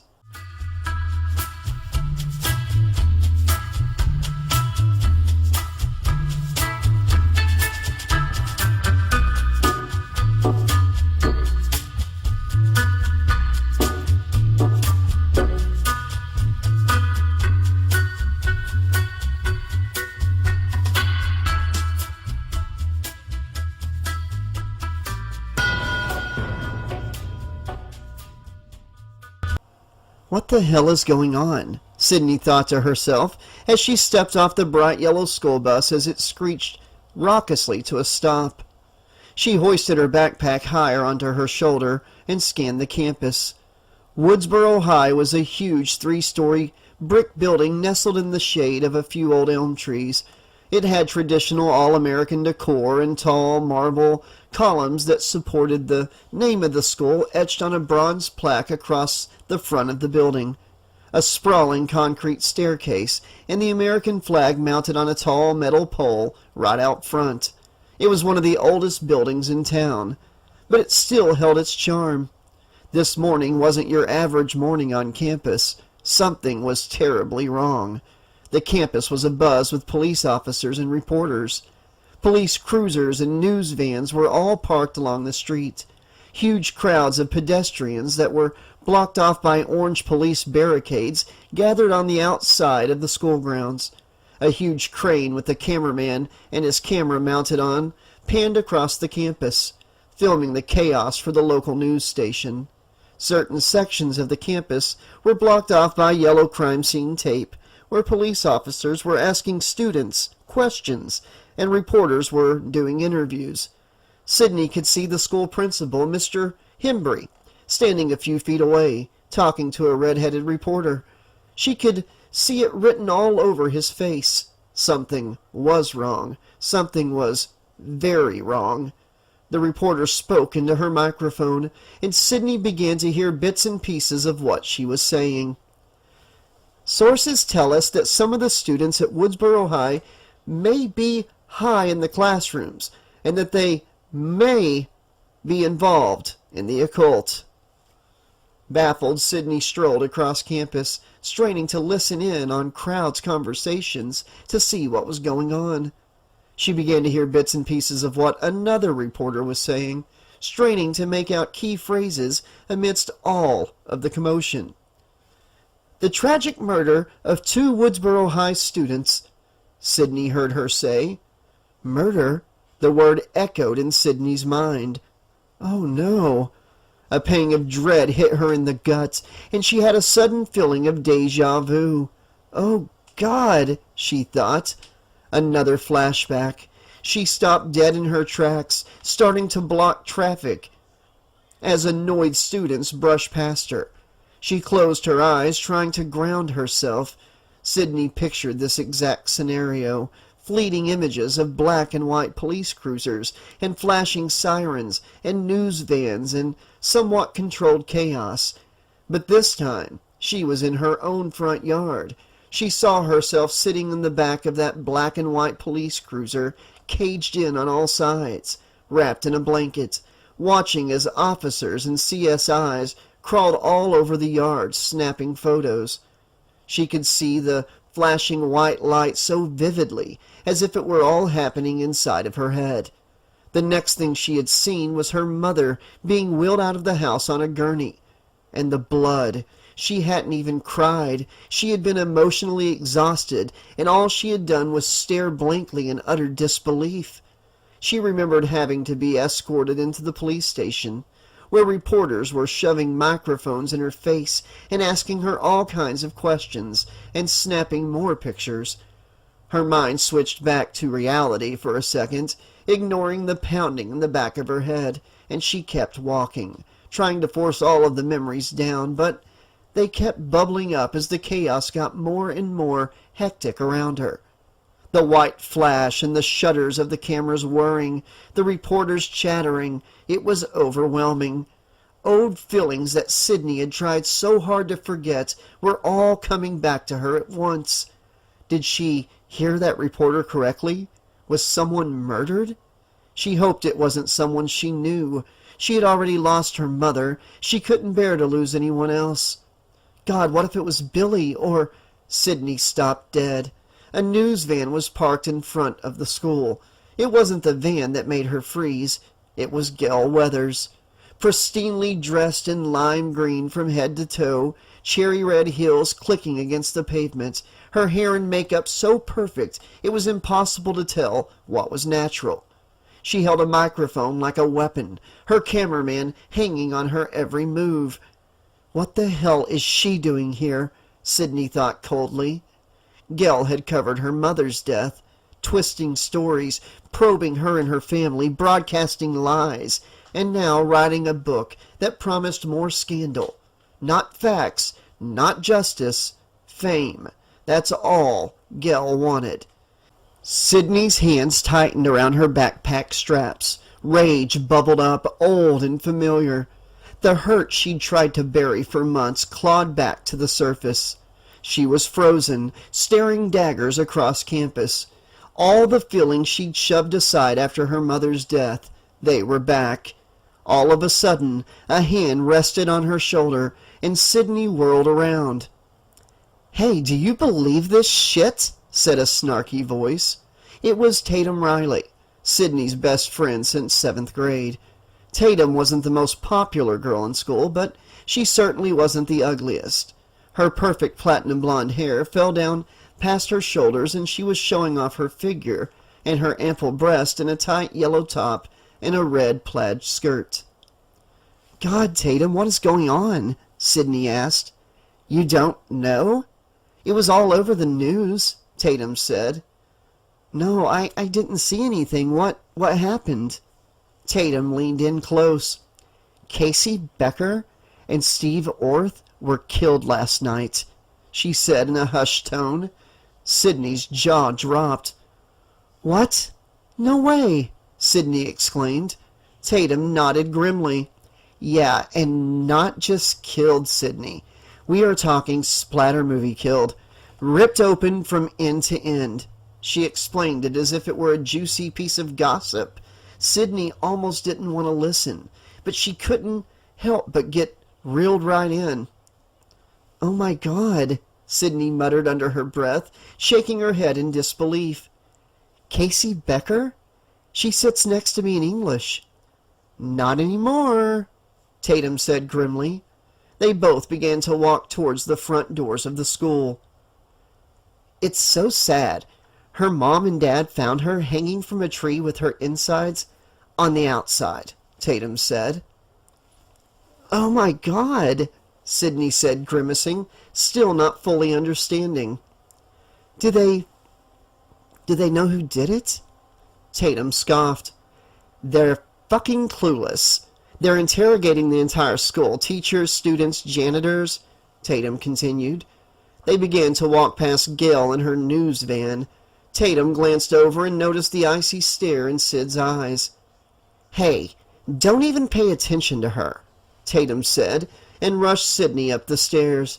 Tatum opened the front door of the school, and they walked inside the lobby together. "Do they think it's school-related?" Sydney said. "They have no clue. Dewey said this is the worst murder in Woodsboro since—" Tatum stopped herself, but she didn't have to finish the sentence. Sydney knew exactly what Tatum was talking about. Tatum made an apologetic face, instantly regretting bringing it up. "Well, it's bad," Tatum said awkwardly, and walked down the hallway. Inside the lobby, Sydney froze. Murder. Her chest tightened. She buried this word, tried to convince herself Maureen had died naturally, even in a heart attack. But it was murder. Brutal, unforgiving, and real. And now 2 more people she knew were gone. She tried to push the thought down. Why is this always happening?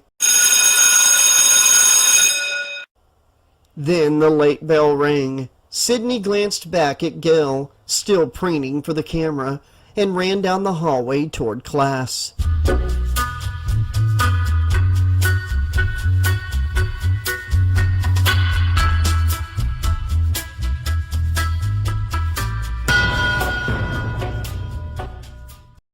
At first, Sydney didn't want to believe it.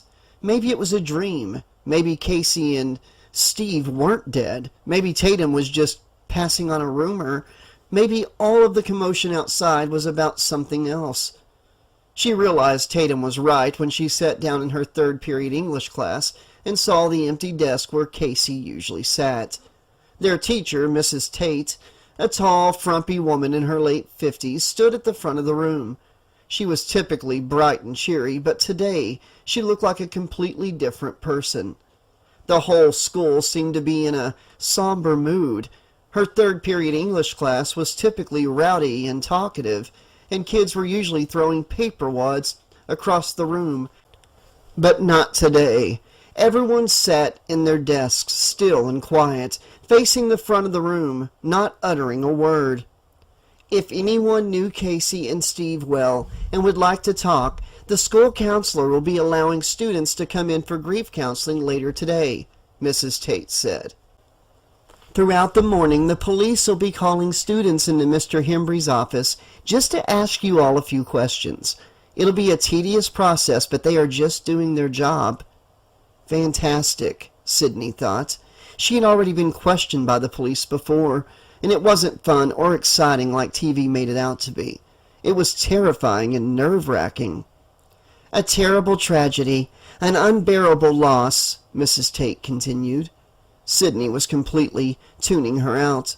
She couldn't tear her eyes away from the empty desk beside her. She pictured Casey's smiling face, always cheerful, and telling Sydney hi. She had always been such a nice girl. Who would want to do something like that? Why Casey? She was one of the nicest girls in school. Steve was an all-right guy, too. Sure, he was a typical high school jock, but he wasn't an asshole. Sydney never remembered him being cruel to anyone. Who would want to kill them? Sydney still couldn't believe she was dead, killed in such an awful way. What did Tatum say? They were hanging from a tree ripped open, their insides on the outside? Tatum's words echoed in her mind. Sydney shuddered. She couldn't imagine what they both had gone through, the pain. Sydney imagined the cold steel blade of a knife piercing her flesh. Why would anyone want to cause someone that much pain? A sick person, that's who. Did the police really think that someone who went to school here did something like that? Sydney glanced around the room. Could one of these people actually be a cold-blooded murderer, capable of committing such an awful crime? The police were here questioning us for some reason, she thought. How did they know it was school-related? She figured that the murders were so vicious that the police knew it had to be personal. You had to hate someone a lot to do something like that. You'd have to be out of your mind with fury. Sydney couldn't imagine. She had felt anger towards her mother's killer, but she still couldn't see herself doing something like that to him. Who? Who was Casey's crowd? Sydney thought. Who in this school would want to do something like that to her? A sudden flashback went through her mind. She was at the movies 2 years earlier with Billy and Tatum and a bunch of other kids from school. Casey was there too, but she was with someone else. It wasn't Steve. It was someone else, a guy that she had dated before Steve. Who was it? Sydney remembered that night so well. They had all gone out to eat, and Casey paid for her meal because Sydney had forgotten her wallet in the car. It was all coming back to her now. They were all at Lefty's, a small, inexpensive pizza parlor on Main Avenue. They were crammed into 2 booths against the back wall. Some of the guys were extra rowdy that night, and a few of the customers had given the group dirty looks. Sydney and Billy were sitting on one side of the booth, and Tatum and some guy from school were across from them. In the booth behind them sat Casey and her boyfriend, and a few other kids from school, but Sydney didn't really know them all that well. Who was Casey sitting beside? It wasn't Steve. Sydney knew that for sure. It was another guy before Steve. She couldn't remember. The waiter had just brought 2 large pepperoni pizzas to the tables, and they all chowed down, laughed, talked, made dirty jokes, and made fun of their teachers for about an hour. When the bill came, they all pitched in a few bucks to pay for the 2 pizzas, and Sydney felt inside of her purse. "Oh, shit, I think I left my wallet in the car," Sydney had said, standing up from the table. "Hey, don't worry about it. I'll pay for you so you won't have to walk in that creepy parking lot by yourself," Casey had said, turning around in the booth beside of them. "No, you don't have to do that. I can go get it," Sydney had protested. "It's cool, no worries. You don't have to pay me back or anything." The group all went to see some cheesy horror flick at the local theater after they ate, and Sydney remembered them almost getting kicked out for being too boisterous. Sydney smiled at the fond memory. How could anyone do something that horrible to such a nice girl? She even remembered Casey coming up to Sydney and telling her how sorry she was about her mom dying. After the hell Sydney had been through, she really needed to hear things like that, and sure, some people say that cheery personalities can be irritating, but Casey's wasn't the fake kind of cheeriness. the sickeningly sweet, gooey exterior that some girls paint on themselves. Casey's was genuine. Sure, they weren't the best of friends, not like her and Tatum, but still, Sydney knew who Casey was, and anytime someone you know, someone you see every day in the hallway, someone you have asked to borrow a pencil in class from, suddenly dies in such an awful way, it's hard for it to not affect you. This was a girl Sydney knew, a girl she saw every day, and she was dead, murdered. Another thought kept eating away at the back of Sydney's mind. Casey and Sydney's mom were murdered in the same town, both brutally and savagely, and were killed almost exactly a year apart. It had to be a tragic coincidence, she thought, but ever since Tatum brought it up, there had been a nagging feeling in the pit of her gut that told her otherwise. God, it could all be happening again. What if her mother's killer was still out there? Sydney broke away from her thoughts and turned just in time to see a young blonde police officer step into the room and hand a sheet of paper to Mrs. Tate. Mrs. Tate unfolded the note, read it, and looked down at Sydney. Mrs. Prescott, it would appear to be your turn, Mrs. Tate said. Great, Sydney thought silently. Her heart started to race as she heard those words. Just fucking great. Her hands trembled as she stuffed her books hurriedly into her bag, zipped it up, and stood up to her feet. The whole classroom watched her walk towards the police officer, standing at the door, and out into the hallway.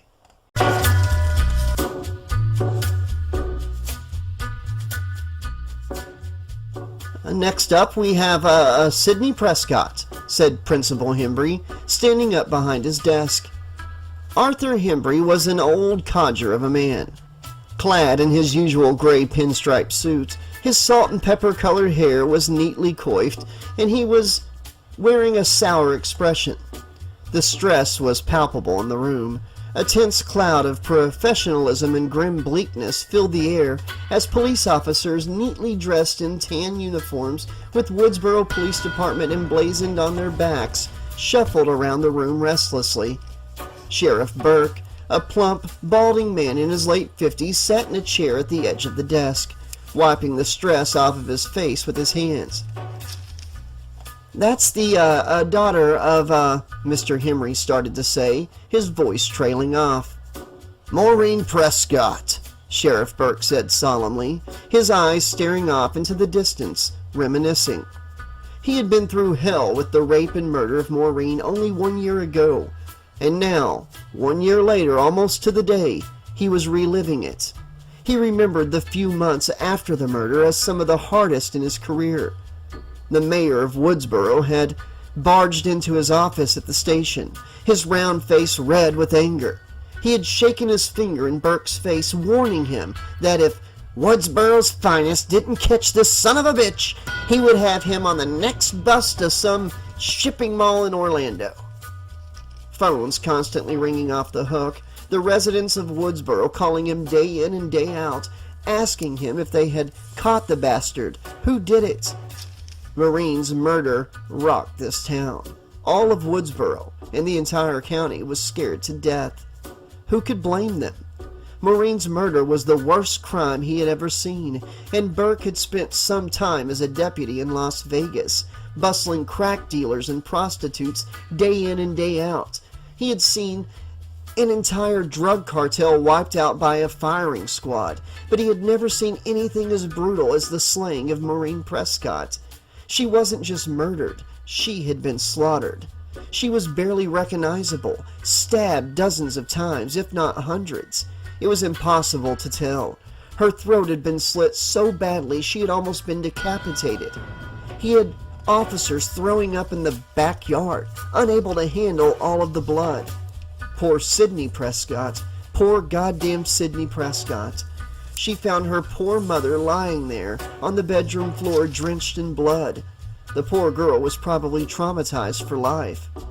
Then, if finding her mother's mutilated corpse wasn't enough, she had to testify against the bastard who did it. Who was it again? Cotton Weary, that was his name. He was on death row for the murder, and understandingly so. Sidney swore on her deathbed that Cotton was the guy who butchered her mother, and other than Sidney's testimony, the police had nothing else to go on. Sidney was the only piece of evidence that they had, other than a few ill-conceived rumors that Cotton had been having an affair with Sidney's mother. And to this day, Burke had questioned whether or not Cotton was the killer. He never was sure about him. He was a charming and smug son of a bitch, an aspiring actor. Good-looking, clean-cut kind of guy. Burke never got a cold-blooded killer vibe from him, but Sidney was adamant that she had seen Cotton leave the house the night of the murder. Burke hated to admit that a big part of him knew that eyewitness testimony was unreliable, but what could he do? They had a killer. They had the guy behind bars, and Sidney's emotional testimony was enough to seal the deal. He had just wanted it to be over, and now it seemed like it wasn't. 2 more brutal murders had shaken the small town of Woodsboro, and Burke was afraid that his suspicions about Cotton had been right all along. Cotton was in jail, and the killer had struck again. He wasn't about to let the public know, but between him and his force, they had a serial killer on their hands. After all, the murders were very similar in nature. The killer had posed Maureen's body in a sexually suggestive position and mutilated her, and Casey Becker had been found hanging by her neck from a rope and mutilated. Both teens had been savagely murdered and disemboweled by someone with a lot of anger and with a sick sense of humor. It was looking like it was the same guy. He was sure that no matter how discreet he was, word would get out that the murders were similar to Maureen's death and that her killer was back to finish what he or she had started. Burke was hoping that it would turn out to be just a coincidence. A serial killer was a small-town sheriff's worst nightmare come true. This town was about to be shit-scared for the second time, and there was almost nothing he could do about it. "This Friday is the anniversary," said Deputy Dewey Riley. Dewey Riley was boyishly handsome in a scrubbed-clean kind of way, and he filled the room with his Barney Fife-ish presence and his inexperience. He was still a good and loyal cop, and for a small-town police force that didn't see much crime, that meant something. He had known Sidney for many years, probably due to the fact that he was Tatum's older brother. But Dewey was more of an older brother towards Sidney, strangely enough. He had been on the squad when Sidney's mother was murdered. Sidney couldn't be in the house after her mother was killed for personal and procedural reasons, so she had stayed with Tatum for a few months following the murder, and Sidney and Dewey had formed an even stronger bond. Dewey almost treated her like a little sister, since Tatum was only his half-sister, and the two didn't get along all that well. Considering all Sidney had left was her father, who was always away on his business trips, Dewey was practically her surrogate brother. "How is she, Dewey?" Sheriff Burke asked. "She's adjusted well. Good friends, keeping up her grades." "You'd hardly know." Dewey trailed off as Sidney entered the room. Sidney's eyes flicked nervously around. They were talking about her, of course. "Hi, Sidney," Principal Hembry said, smiling warmly. "Have a seat." "Hi, Principal Hembry." "Hi, Dewey," Sidney replied, lowering herself into the chair across from Burke. Dewey said. "That's, Deputy Riley today, Sid." Sidney's lips tightened. The sheriff straightened in his seat. "Just a few questions, won't take long." Sidney nodded. She'd done this before. "Did you know Casey Becker well?" "Not really. We weren't close," she said. "And Stephen Orth?" "No." "Know anyone who would want to hurt them? Seen them argue with anyone?" Sidney shook her head. "They were 2 of the nicest people in school." Burke leaned forward. "Anything unusual last night? From 10 to midnight?" Sidney hesitated. Midnight? Billy! He had climbed into her window. Should she mention that? Could he possibly? No. Billy was with her. He wouldn't have had anything to do with this. No, she said finally, trying to sound steady. I didn't see anything.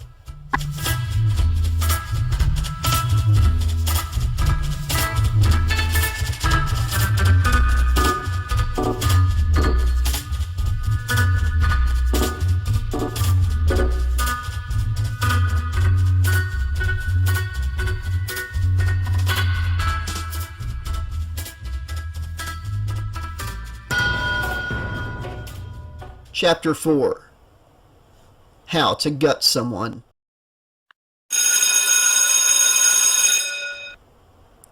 The lunch bell rang, and its shrill jolt went through Sydney like a gunshot firing off, galvanizing her out of her daze. She still couldn't focus on anything in class ever since she had first heard the word murder. Teachers had called on her, and she had only been able to stumble through a messy string of thoughts that came out in choppy, incomplete sentences. The police weren't even close to being finished with their interrogating, and they all got their own table in the cafeteria. The second she walked in, they all turned to look at her. She had tried to just ignore them, but she could feel their scrutinizing eyes, just like they had been staring at her in the principal's office, waiting to see if she'd crumble. She stared at the kids, all sitting down to their plastic lunch trays, scanning the sea for Tatum's bright yellow top. Where the hell was she? She had to be outside. It was a nice day, not a cloud in the sky, and the courtyard was full of students, some sitting in the grass, some at tables, some throwing a frisbee back and forth, and others gathered around socializing. It didn't take a genius to figure out what everyone was excitedly talking about. Casey and Steve's brutal demise was all there was to talk about, especially in a small, quiet town like Woodsboro. Sydney almost felt sick to her stomach as she looked at all their apathetic expressions as they carried on casually about their day. Nobody seemed to care at all that 2 people were dead. They had changed since that morning. Now it was as if their day was just another normal, annoying day at school. Sydney walked through the courtyard, lowering her head to avoid the glare of the sun in her eyes, carrying her sack lunch that she had packed that morning. She didn't have that much of an appetite, but maybe she could just sit outside and get some fresh air. Maybe enjoy the sunshine a little bit and try to forget everything that was happening, even though she knew it wouldn't do any good. She sat down at the edge of the fountain that served as the centerpiece for the courtyard and ran her hand through the water, feeling the light mist on her face from the jets of water shooting up into the air. Just then, Principal Hembry came over the intercom after a shrill beep and some static. Attention, students. After lunch, interrogations will continue. The police are issuing a curfew tonight at 9 p.m., and students are encouraged to return home promptly from school grounds. Avoid strangers and walk in large groups. Your principal loves you, and I and the rest of the faculty want you to be safe. There's creepy Mr. Hembry being the father that I never wanted, said a familiar voice. Sydney looked up to see Billy sitting down beside her on the edge of the fountain. He had changed from last night into a gray sweater and jeans, and his dark hair was neatly slicked back. Hey, Sydney said softly, turning to face him. You all right? Billy asked, his eyes growing wide with concern. Yeah, just a little shaken up, she said. I don't blame you. Do you want to talk? Billy asked. Just as Sydney opened her mouth to speak, Billy glanced over and saw Tatum's bright yellow top coming towards them from across the courtyard. It was a perfect distraction, she thought. Now she wouldn't have to fall apart in his arms and cause a scene. Well, so much for alone time, Billy said, giving her a look. Hey, kiddo, Tatum said, perching on the side of the fountain beside Sydney. Tatum's boyfriend, Stu Mocker, sat down on the other side of her. His real name was Stuart, but Tatum had just recently started affectionately calling him Stu, and the rest of the gang followed suit. It took everyone by surprise a few months earlier when Tatum had started dating Stu. Both had similar personalities, feisty and carefree, but Stu was more of a goofball. Stu and Billy had been close friends for a long time, and Stu loved to throw parties, usually ones that Sydney was invited to. She didn't know him all that well, but Tatum was really in love. Apparently he was a real sweetheart despite being loud and obnoxious at times, and he was great in bed. He was an all-right-looking guy, tall and wiry, with a head of messy brown hair and a dumb grin always plastered on his face. There wasn't a serious bone in his body. A bombshell like Tatum with a guy like Stu was kind of odd, Sydney had admitted, but they had all eventually gotten used to it. They had fun together, and Sydney now thought they were a great couple. Randy Meeks came walking up behind Stu and sat down on the fountain beside him, engrossed in some kind of handheld video game. Randy was tall and gangly like Stu, but Randy oozed geek, and in a good way. If he had been more awkward and unsure of himself, the gang probably wouldn't have ever started talking to him, but he was smart as a whip and confident.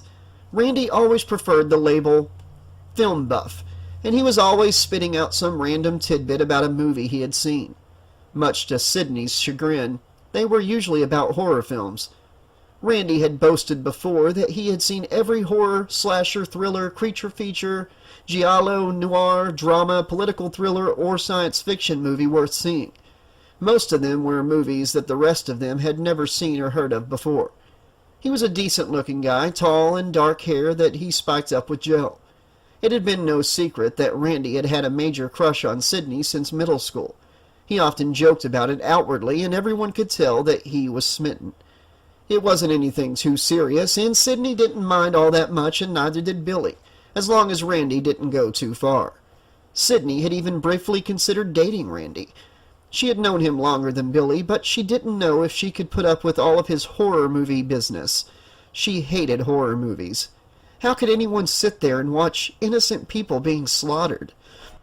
Sydney's life was enough like a horror movie. The thing was, she used to really enjoy them. She had seen films like The Changeling when she was a little girl with her father, and she had thought it was a terrific movie. It was actually scary.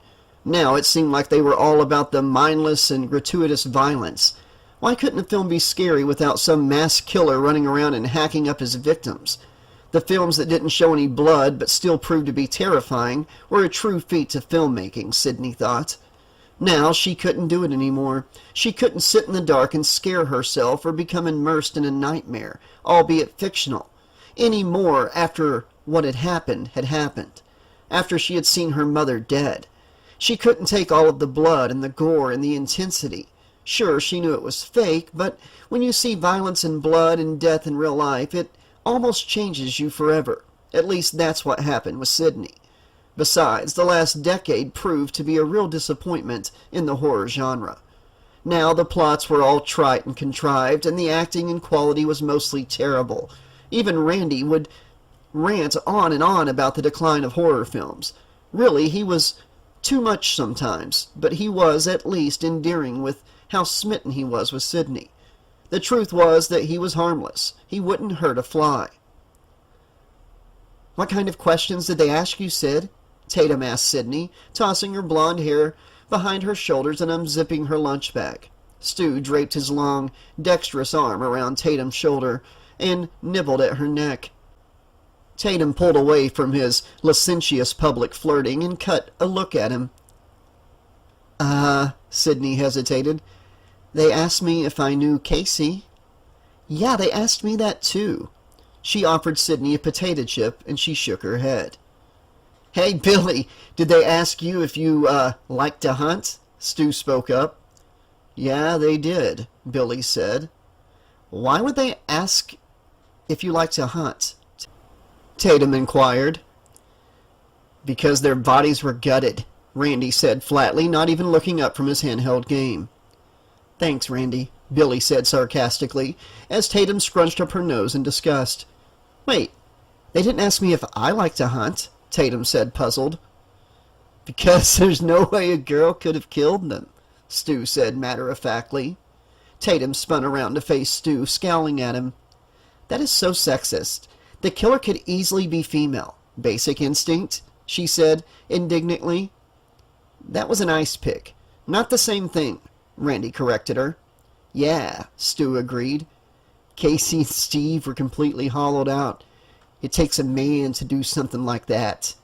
Tatum rolled her eyes. Or a man's mentality, she quipped. How do you gut someone? Sydney blurted out of nowhere. They all turned to look at her. For several seconds there was an uncomfortable silence. You take a knife and you slit them from groin to sternum, Stu said casually, gesturing with a quick upward motion. Sydney shivered down to her soul, feeling a chill run up the length of her spine. She wished she hadn't said anything. She didn't even mean to say it out loud. It came out totally wrong. She knew how to gut someone. It didn't seem that technical of a task. She was asking, how do you gut someone, as in, how can anyone do something so awful to a human being? Now she had the mental image of a knife slicing someone open, warm red blood flowing out, just like... She shuddered, again all over, her jaw tightening. Billy immediately punched Stu in the shoulder, giving him a look. It's called tact, fuckrag, he snapped. What? She asked, Stu protested. Tatum rolled her eyes again and elbowed him in the ribs. Ow, sorry, sheesh. So, Stu, do the police know that you are familiar with the art of gutting someone? Randy asked, half serious. What? Are you saying that I killed Casey and Steve? Stu asked, slightly offended. It would certainly improve your high school Q, Randy shot back. Hey, Stu was with me last night, okay? Tatum said, kissing Stu on the neck. Yeah, I was, Stu said, grinning mischievously. Oh, really? Was that before or after he sliced and diced? Randy teased. Stu laughed and hit him playfully on the arm. Sydney shivered again. At least now Stu was back to his usual jokester self, instead of saying whatever he wanted without a filter. She thought about trying to change the subject away from Casey and Steve, but she stayed silent. Oh, fuck you, you nutcase. Where were you last night? Tatum pressed Randy, taking a delicate bite of her sandwich. Working, thank you, Randy said, mock defensively. Oh, at Blockbuster? I thought they fired your sorry ass. Twice, Randy said, propping a stick of gum into his mouth and grinning at her. Tatum shook her head and laughed. Well, I didn't kill anybody, Stu said. Nobody said you did, Billy added.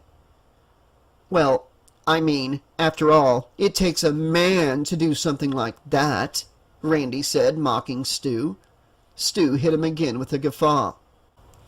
Hey, Stu, tell me something. Did the killer really put Casey's liver in the mailbox? 'Cause I heard that they found her liver in the mailbox, next to her spleen and her pancreas. Randy joked, in a spot-on Jerry Lewis impersonation.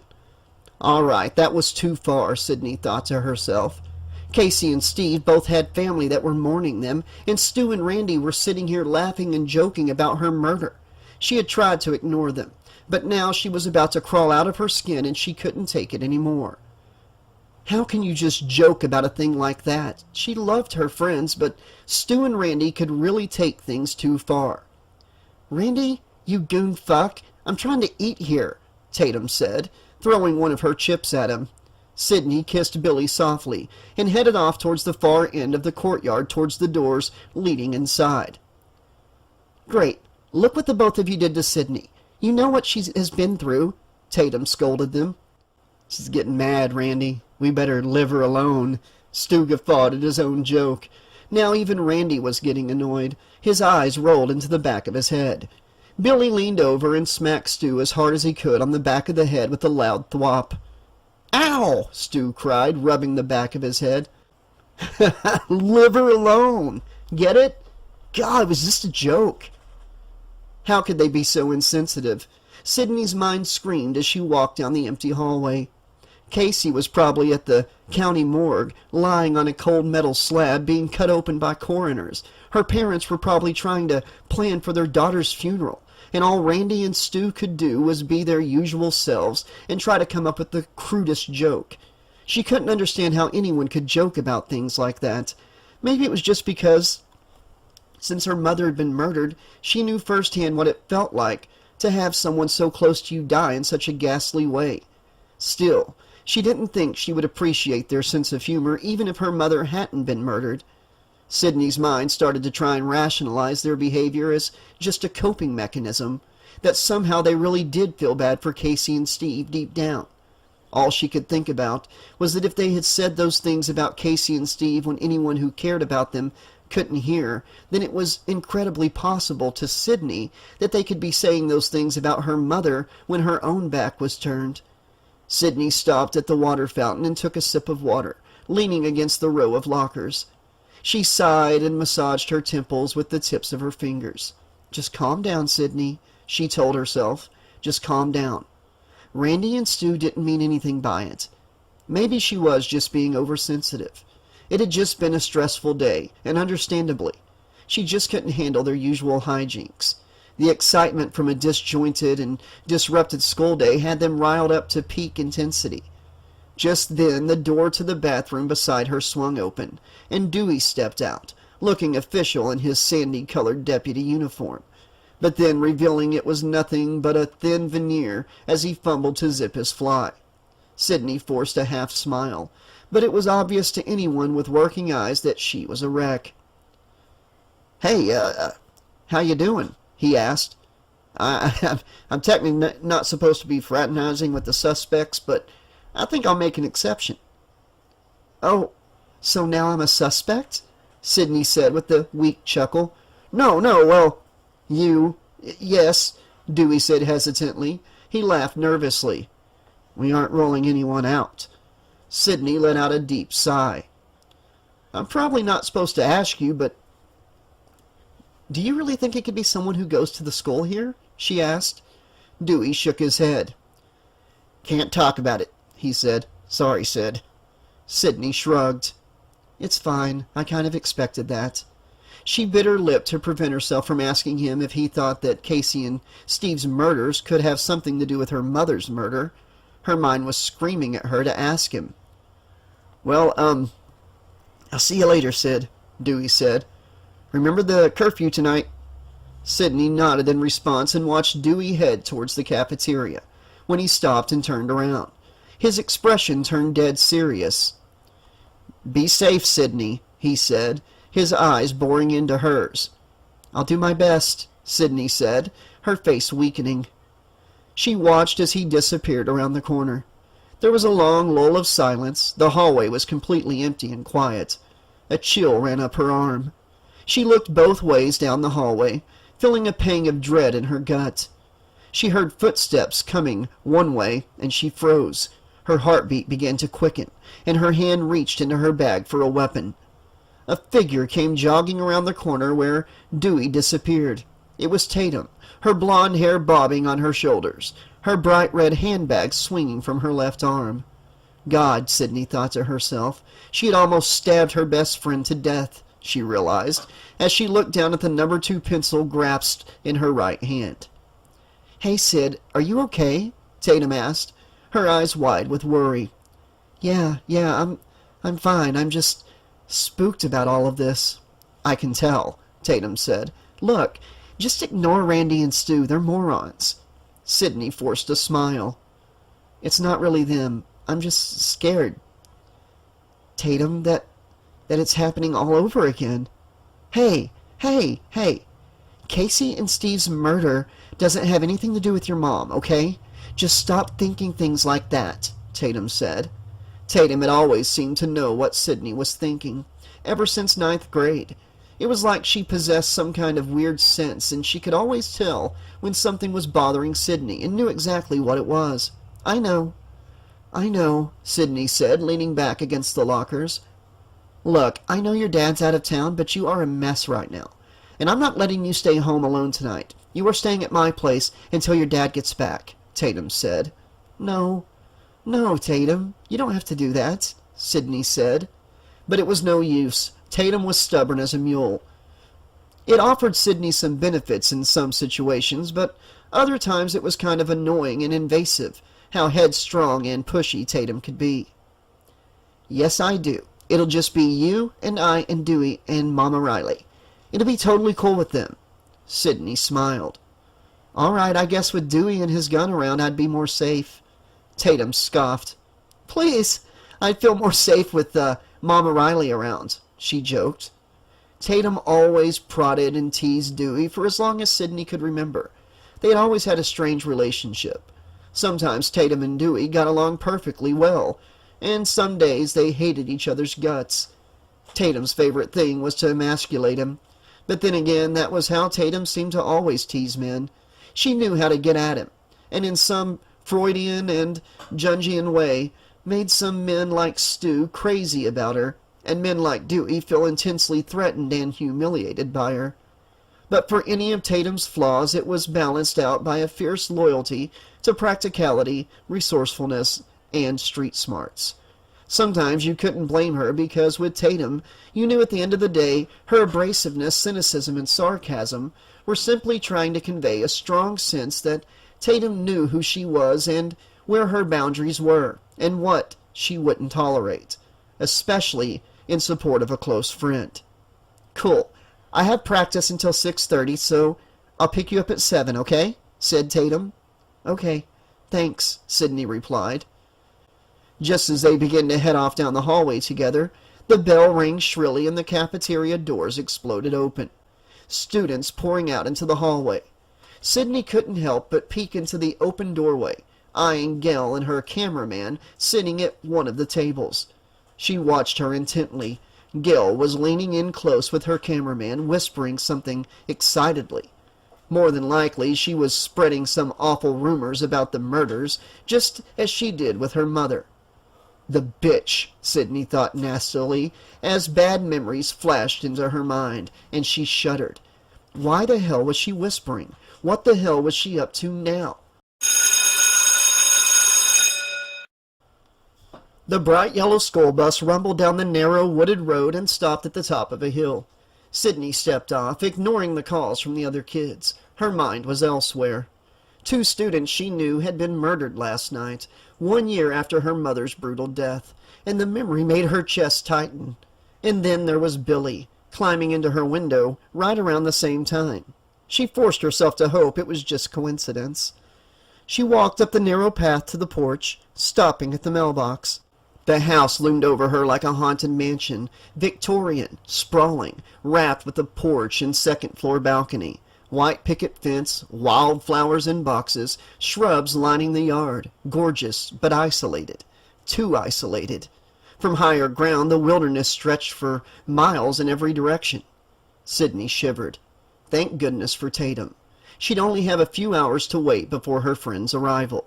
Still, something about the house made her uneasy. Sydney ambled up the front steps and stepped through the front door into the spacious foyer. A winding staircase led up to the second floor. Straight ahead was the living room and the kitchen, and off to the side was the dining room and another small sitting area. A chill ran up her arm as she glanced around the interior of her house, which suddenly felt much larger and lonelier than she remembered. Just call it, Sydney, she told herself. Nothing would happen in just a few hours. Tatum will pick you up soon. It's just your house. You're safe at home. That wasn't the case for Casey and Steve, Sydney thought grimly. Just as Sydney was about to climb the stairs, she turned back towards the front door and locked it, twisting the deadbolt into place. They usually didn't bother latching the metal chain up at the top of the door, but Sydney reached up and slid the chain into its place, just in case.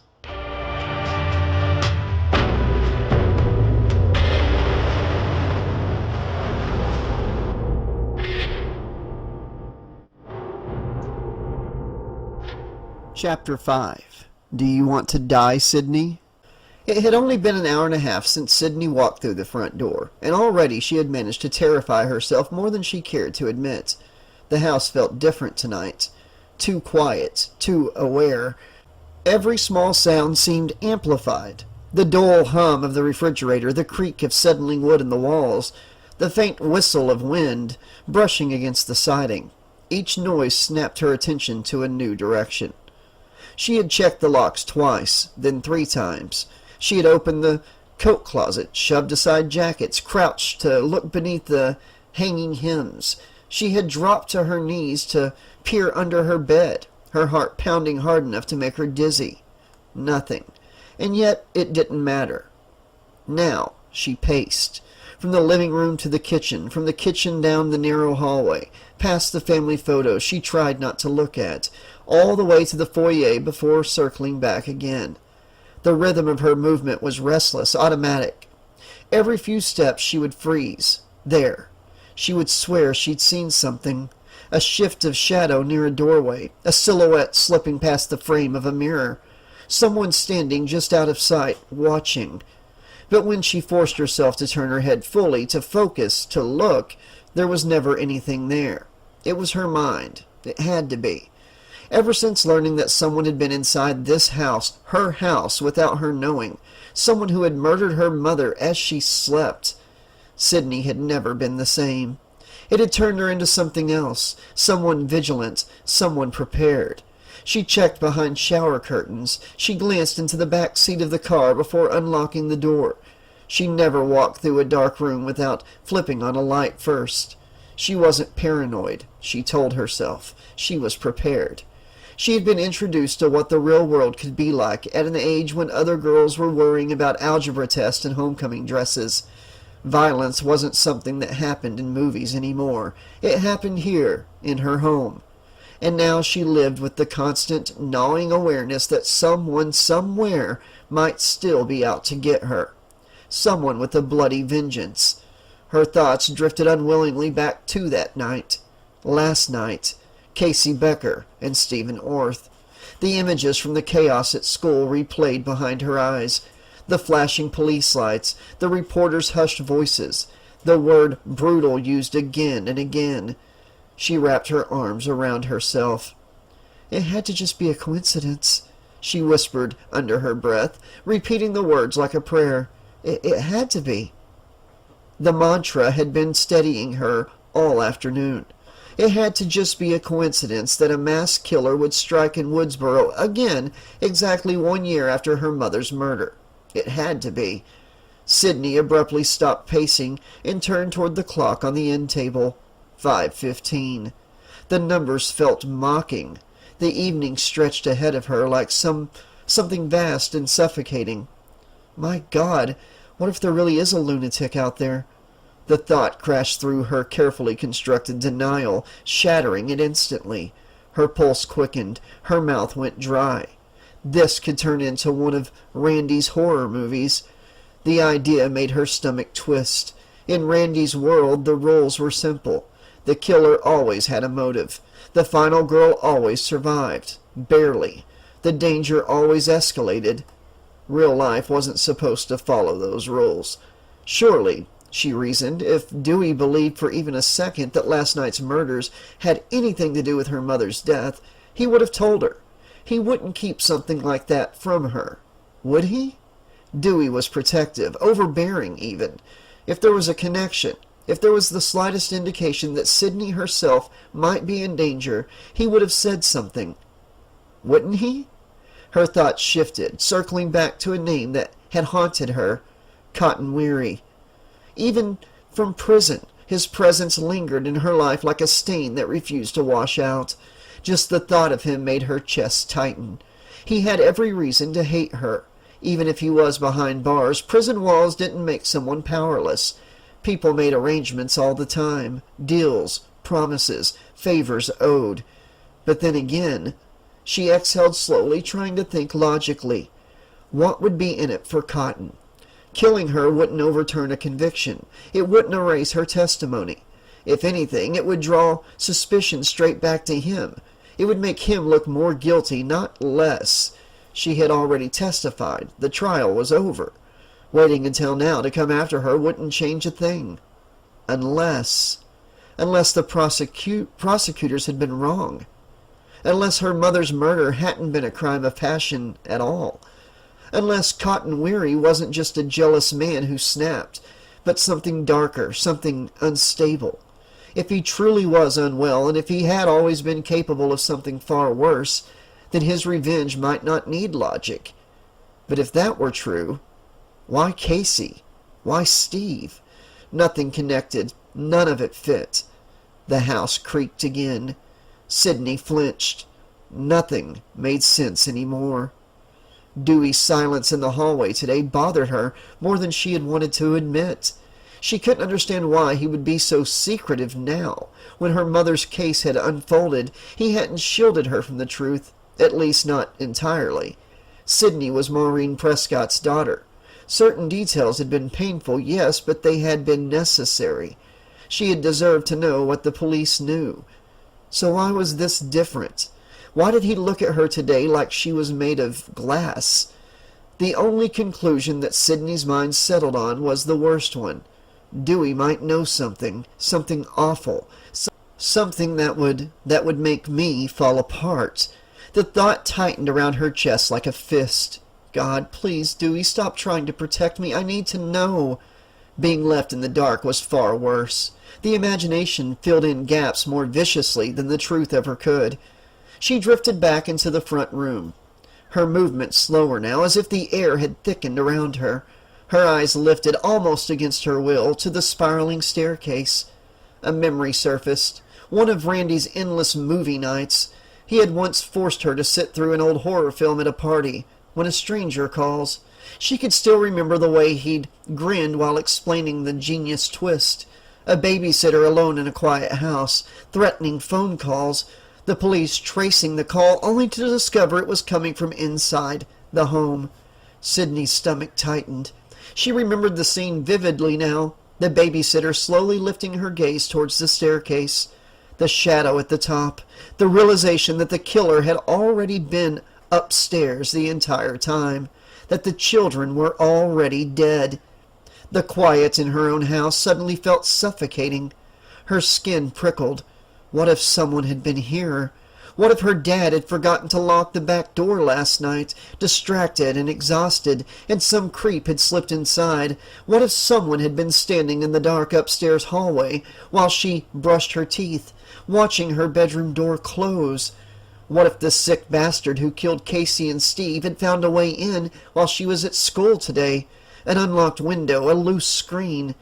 What if he had been waiting? The images came faster now, uninvited and merciless.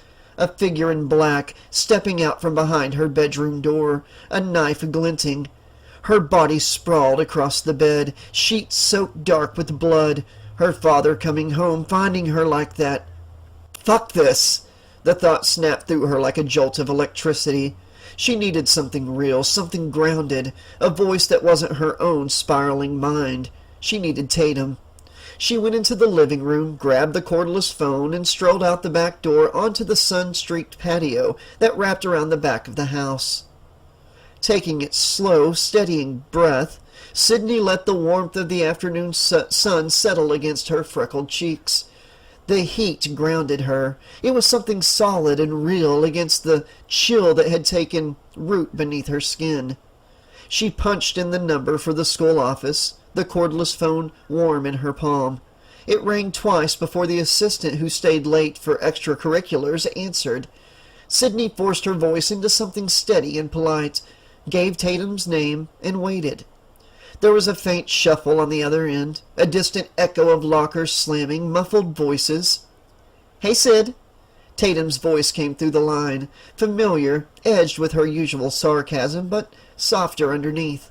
Sydney hadn't realized how badly she needed to hear it until that moment. "Hey, Tatum, I was just going to make sure that it was okay for me to stay at your place. My dad won't be back until Sunday," Sydney started to say. "No problem. I'll pick you up after practice," Tatum assured. A small breeze stirred the trees behind the house, and Sydney turned slightly, scanning the yard without meaning to. "You okay?" There it was. Tatum always knew when something was wrong. Sydney pressed her lips together. She had tried to lace her voice with cheerfulness, but apparently she wasn't as convincing as she'd hoped. "Uh-huh," Sydney responded half-heartedly. "It's just, with the police and the reporters, it's like deja vu all over again."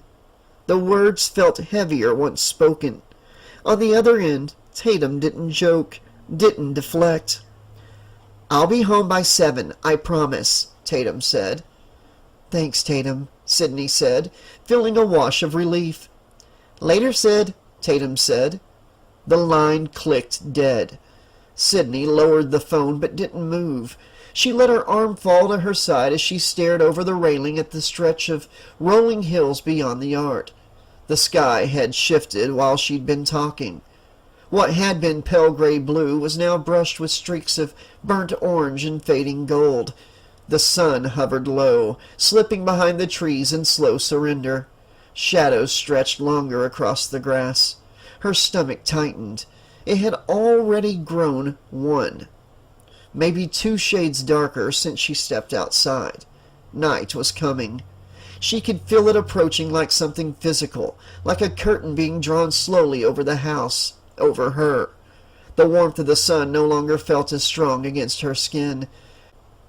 Sydney wrapped her arms around herself and turned back towards the sliding glass doors. For a brief moment, her reflection stared back at her in the glass, pale, tense, eyes too alert. She slid the door open and stepped inside. The house greeted her with the same quiet stillness. She pulled the door shut firmly and locked it, listening for the decisive click. Then she checked it again, pressed against it once just to be sure. Satisfied, or at least pretending to be, she took a few steps away, then stopped. Something in her chest tightened. She turned back and stared through the glass into the yard. The trees rustled faintly. The patio furniture sat untouched. The woods nearby stretched empty and harmless, and yet her mind refused to release the possibility that someone could be standing just beyond the tree line, watching, waiting for full dark. She held her breath for several seconds. Nothing moved. Finally, she forced herself to turn away and walk back into the main room. The quiet felt heavier now that the sun had dipped lower. She glanced at the clock. An hour and a half until Tatum arrived. An hour and a half alone. Her gaze drifted towards the hall closet, and then she straightened slightly as an idea surfaced. Something practical, something normal. She needed to pack an overnight bag. The thought steadied her. It gave her something to do, something that required movement instead of imagination. Sydney walked into the front hallway and opened the hall closet. She reached up toward the top shelf, stretching onto her toes, her fingers brushing cardboard before finally curling around the familiar leather handle of a navy blue duffel bag. She tugged it down, dust shaking loose in faint particles that caught the fading light. For a split second she paused, listening. Nothing. Just the low hum of the refrigerator somewhere deeper in the home. She straightened her posture and went up the stairs. The duffel bag slung over her shoulder. The hallway upstairs felt narrower now, dimmer as daylight thinned outside the windows. Inside her room, she flicked on the lamp beside her bed. The soft yellow glow pulled across her comforter, pushing back the creeping gray of dusk. She set the duffel bag on the bed and unzipped it, the sound loud in the quiet room. Moving quickly, she began pulling things from her closet. A couple of shirts, jeans, pajamas. She opened her dresser and grabbed underwear and socks, stuffing them into the bag without much thought. Her hairbrush followed, along with her toothbrush, deodorant, and anything else that felt essential. She wasn't packing for fun. She was packing to leave, to escape. The realization flickered through her, but she ignored it. Once she was finished, she zipped the bag shut with a decisive tug and slung it over her shoulder again. She grabbed her backpack from beside her desk, sliding her textbooks inside with more force than necessary, then headed downstairs. At the bottom, she placed both the backpack and the duffel neatly beside the front door. When Tatum got there, she wanted no delay, no lingering. She would grab her things and get the hell out of this house. Sydney glanced at the clock mounted on the foyer wall. 6 o'clock. The second hand ticked forward with cruel precision. 1 more hour. 1 more hour alone in this house. Everything was going to be fine, she told herself firmly. She had locked the doors. The windows were secure. Dewey hadn't warned her about anything specific. She was safe. She had to be. Sydney walked into the living room and lowered herself onto the sofa, curling her legs beneath her. She grabbed the remote from the coffee table and switched on the television, welcoming the sudden noise that shattered the oppressive quiet. The screen flickered to life. A young, attractive newscaster filled the frame. her expression grave as she read from the teleprompter. The bodies of 17-year-old Casey Becker and her 18-year-old boyfriend Stephen Orth were discovered late last night by her parents. Sydney changed the channel.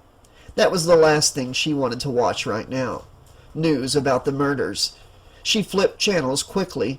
A sitcom laugh track, a car commercial, another news station, and then a flash of lime green fabric flickered onto the screen. Piercing eyes, a dazzling predatory smile. Sydney froze. Her fingers tightened around the remote as the unmistakable face of Gail Weathers filled the screen. Gail stood framed by Woodsboro's town square, microphone in hand, wind teasing strands of her perfectly styled hair. "The town is in shock," Gail reported smoothly, "and no one can quite believe what has happened here, although this is not the first time the small community of Woodsboro has endured such tragedy." Sydney's stomach clenched. Gail went on. "Only a year ago, Maureen Prescott, wife and mother, was found raped and murdered not far from this peaceful town square." The screen shifted. An old Polaroid appeared, faded at the edges and slightly worn. Her mother's face smiled back at her from another time. Softer, happier. Sydney's breath faltered. Her jaw tightened as heat flooded behind her eyes. The room around her blurred at the edges as memories surged forward, vivid and merciless. She remembered that night. It had been dark, not just outside, but in a way that felt heavier than weather alone. The sky had been overcast, thick with low clouds that swallowed the moonlight. The air had felt wrong, charged with negative energy. No one had said anything. Nothing specific had happened. But Sydney had felt it. A shift. A quiet before something she couldn't yet name. It was like standing on train tracks without realizing a train was coming, only sensing it, deep in her bones, that something was approaching fast. She had tried to ignore it. Then the phone rang. The call had come from Tatum around 4, asking if she wanted to go to the movies. Sydney had said yes. They met at the theater, bought popcorn, and watched some horror movie. She couldn't remember which one now. The title had dissolved from her memory. The plot, the characters, the jump scares gone. The only thing she remembered clearly about that night was being dropped off in front of her house. Everything else was a blur. Tatum's headlights had washed briefly over the porch before disappearing down the street. Sydney had waved, slung her bag over her shoulder, and turned towards the house. She remembered the way the air felt, still, heavy. She walked up the front path toward the porch and stopped. The front door was wide open. Not cracked, not ajar, it was open. A cold, immediate pang struck her deep in the gut. They never left the front door open, never. For a second she just stood there, staring at the dark rectangle of the doorway. The house beyond it looked hollow, empty.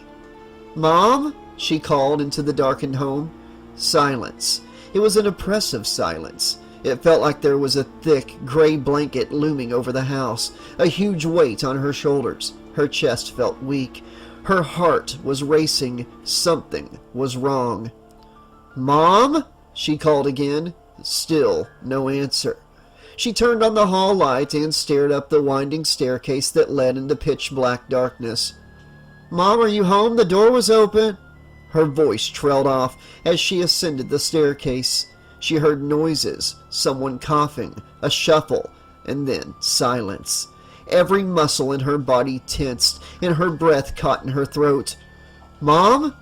Silence, thick and endless. She inched toward the top of the staircase. Each step felt suspended in time. When she reached the hallway, she stopped dead.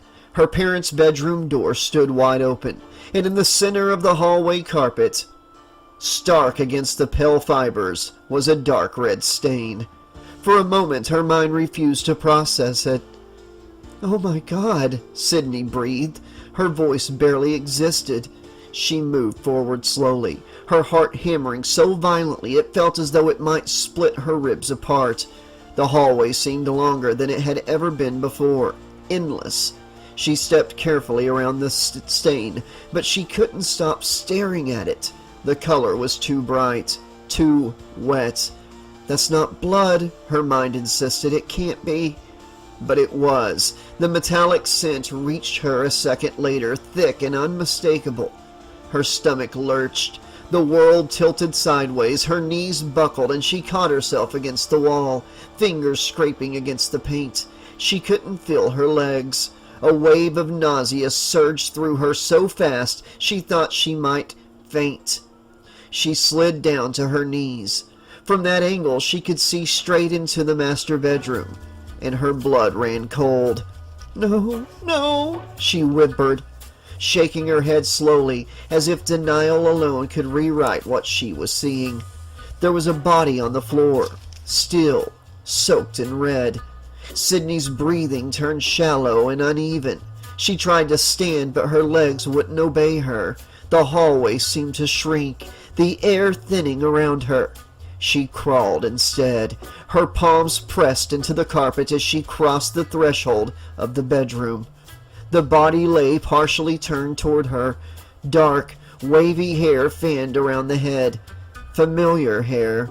Hair she had brushed. Hair she had seen pinned up in the mornings while her mother drank coffee at the kitchen table. Now it was matted, heavy. The coppery smell hit her harder inside the room, a stench of finality. She didn't need to see her mother's face to know. She knew. She stopped a few feet away, her entire body trembling violently, teeth chattering as though she was cold.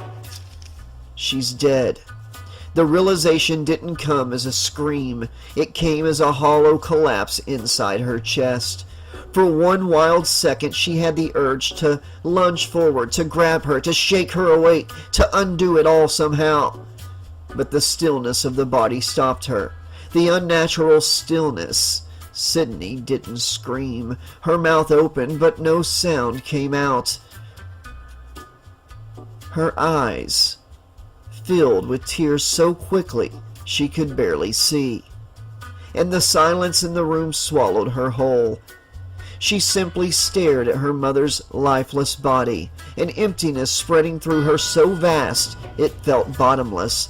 It wasn't just grief, it was impact. Like being kicked over and over in the stomach, the air driven from her lungs until nothing remained. She gagged, the metallic stench of blood thick in her throat. It was everywhere, on the walls, across the bed, spattered along the carpet.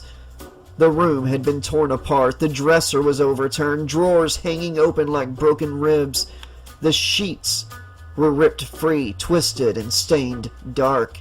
The violence of it was unmistakable. This hadn't been quiet. This hadn't been sudden. It had been a struggle.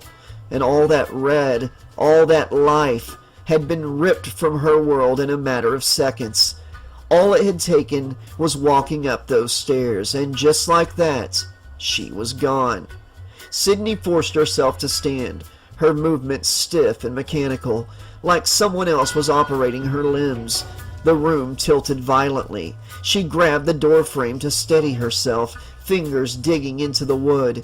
She couldn't stay in there. She couldn't breathe. She backed into the hallway, her eyes never fully leaving the shape on the floor. Then, a sound, a soft movement behind her. Before she could fully turn, a man stepped out of the adjoining bathroom. He moved quickly. Not panicked or frantic, but he was purposeful.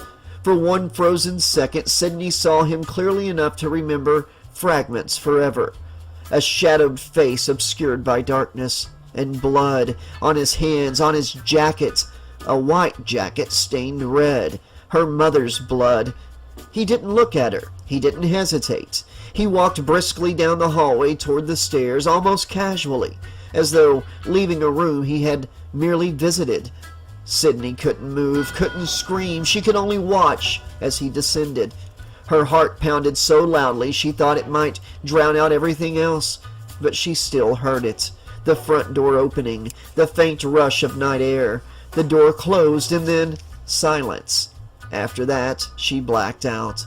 The next thing she remembered was sitting in the back of a police car, the vinyl seat cold beneath her bare legs. Red and blue lights pulsed across the windshield, washing the world in violent color. Her house no longer looked like her house. It looked like a crime scene. She stared through the window as paramedics wheeled a gurney down the front walkway. A shape lay strapped to it, covered in a white sheet. Her mother had been reduced to a blood-soaked form beneath sterile fabric. No longer a person, no longer warmth or laughter or perfume in the hallway. Just a body, a cadaver in a biology lab, ready to be examined, cataloged, probed by the coroner like something clinical and distant. Sydney felt detached from it all, as though she were watching someone else's tragedy unfold through thick glass. She almost felt guilty. Shouldn't she be screaming? Shouldn't she be hysterical? But she was not. She couldn't even cry. It didn't feel real. Everything was moving too fast. Officers talking over one another, radios crackling, neighbors gathering in whispers, the night air sharp against her skin, questions being asked before she could even process what had happened. Her life had shattered in an instant, splintered into pieces so small she couldn't see where they had landed. How was anyone supposed to react to finding their mother murdered? The blood, so much of it. So much blood. No matter how tightly she shut her eyes, she could still see it. The next memory surfaced abruptly, fluorescent lights humming overhead. She was sitting in a cold, dim interview room at the police station. Dewey stood off to the side, rubbing the bridge of his nose, his face pale and strained. He had been the first deputy on the scene. She'd overheard someone say he'd nearly vomited when he saw Maureen on the bedroom floor. Sheriff Burke sat across from her at the metal table, his weathered face lined deeper than usual. His eyes had a kind of careful gentleness, the kind reserved for the newly broken. "Sydney," he said quietly, "where is your father?" She swallowed. "He's on a business trip," she answered. "Out of town." As usual. A fresh wave of guilt and resentment twisted inside her. If he had been home, maybe this wouldn't have happened. Maybe he could have stopped it. But she was just as guilty, wasn't she? She had gone to the movies. She had left her mother alone. If she'd stayed home, if she hadn't gone with Tatum, maybe she could have done something. Maybe she could have saved her. The thought lodged deep and poisonous. "Do you know of anyone who would want to hurt your mother?" Burke asked. Sydney searched her memory desperately. She tried to think of an argument, a confrontation, a threat, anything, but nothing surfaced. Her mother had been kind, warm, loved by friends, neighbors, even Billy. Her parents had seemed happy. So who would want her dead? And then the white jacket. The image stuck her with terrifying clarity. She had seen that jacket before. Where? Her pulse spiked. Her breathing quickened. Think! Think! And then it clicked. Recognition flooded her all at once. She gasped. The name felt heavy in her throat, poisonous even before she spoke it. The room seemed to tighten around her. The words hung in the air, irreversible now. A name that would haunt her for the rest of her life. Cotton Weary! Cotton Weary murdered my mother!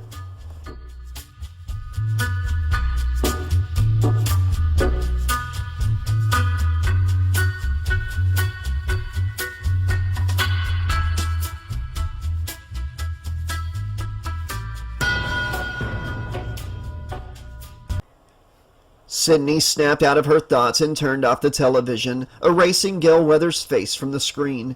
She wiped tears from her eyes. The nerve of that bitch, Sydney thought nastily.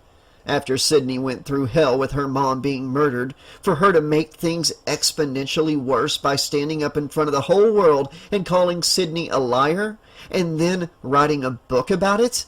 The press had been absolutely unhinged. Calls at hours, unannounced visits. Sydney's life was hell until a month or two after the trial, and reporters still occasionally rang the house and sent her emails. Sydney knew what she saw. They couldn't gaslight her. She saw Cotton leave the house that night. That was his white coat. She had seen him wearing it 1,000 times. Cotton had been over at their house to discuss work matters with her dad.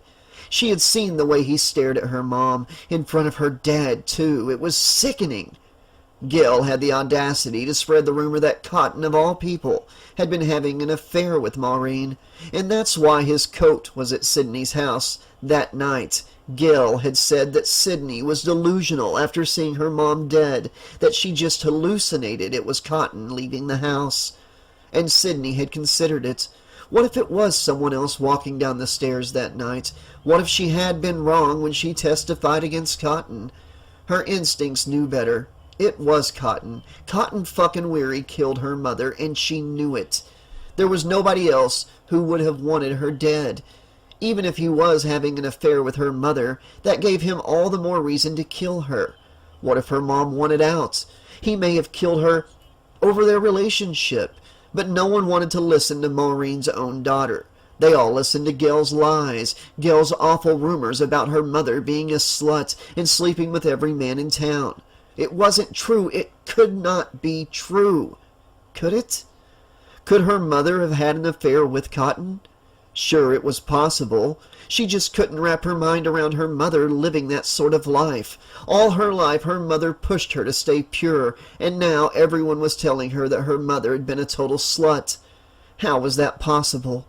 Sydney let out a sigh. Sitting around thinking and worrying wouldn't do her any good.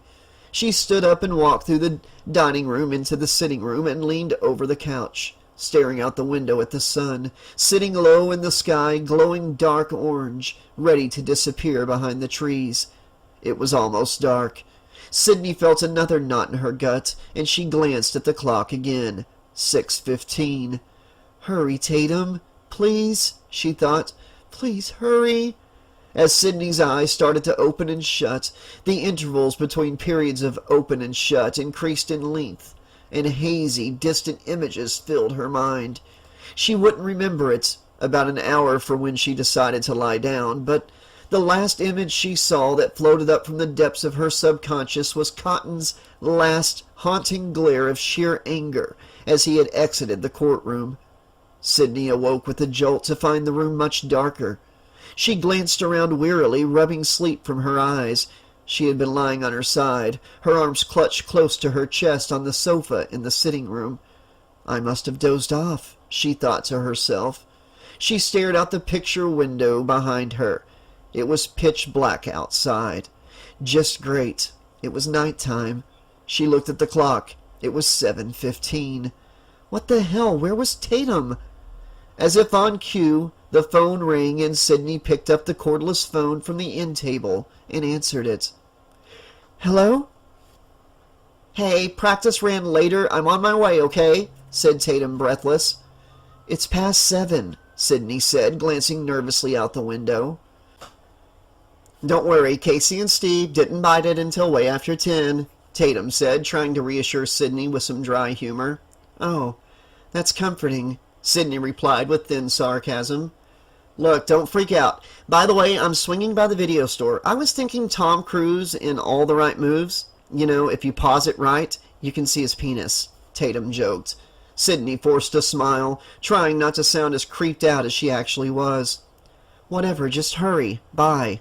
Ta-ta, Sid, Tatum said, and she hung up the phone. Tatum was great at coming up with witty quips and comebacks, but even her sharp sense of humor wasn't going to make Sydney feel any safer. She listened for a minute, hearing dogs barking in the distance and owls hooting in the dark woods across the street from her house. Everything else was silence, except for the ticking of the clock on the foyer. She looked outside again and started to lay her head back on the pillow when the phone rang again.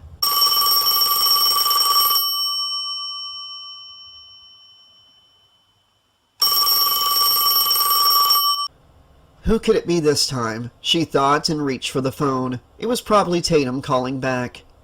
Tatum, just get in the car, Sydney started to say as she put the phone to her ear. Hello, Sydney.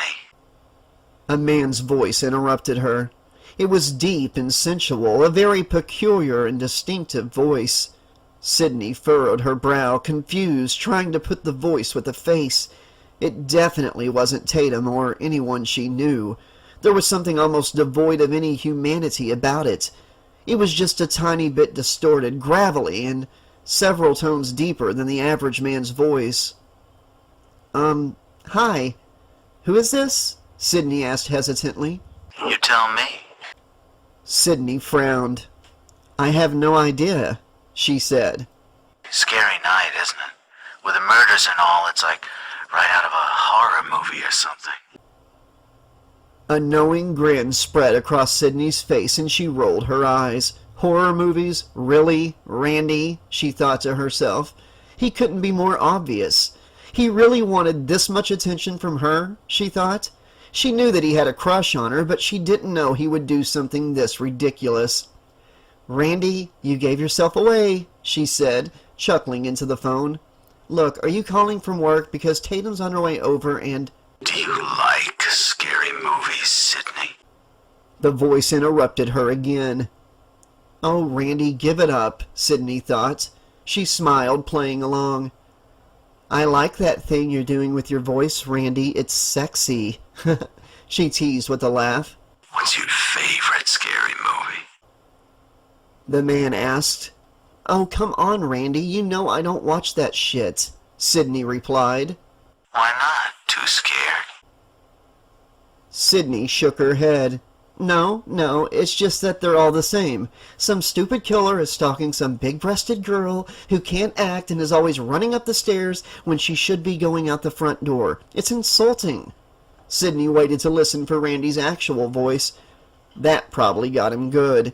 He probably would hate that she was talking shit about his favorite thing in the world. She waited for him to break his character and burst out laughing. Laughter never came. The man went on. Are you alone in the house? Sydney rolled her eyes. Come on, Randy, that's so unoriginal. I'm disappointed in you, Sydney said. Maybe that's because I'm not Randy. The voice suddenly rasped. Sydney froze, a little taken aback by the change in his tone. It was subtle, but there was now an aggressiveness just underneath.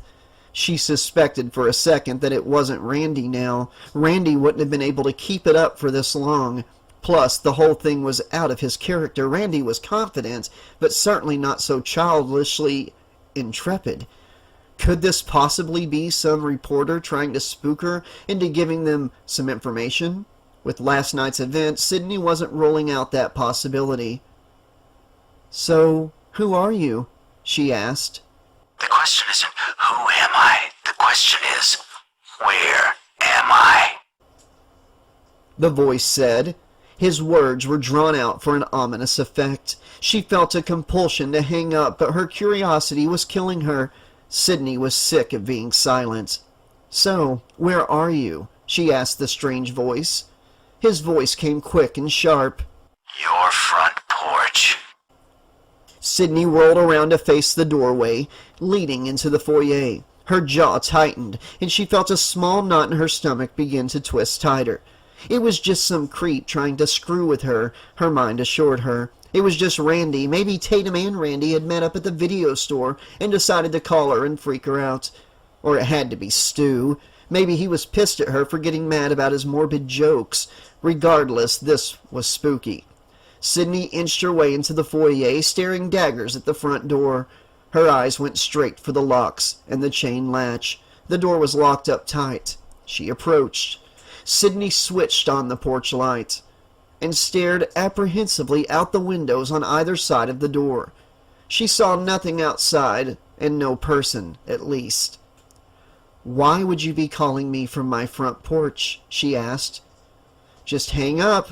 Her mind just kept screaming at her, but she couldn't.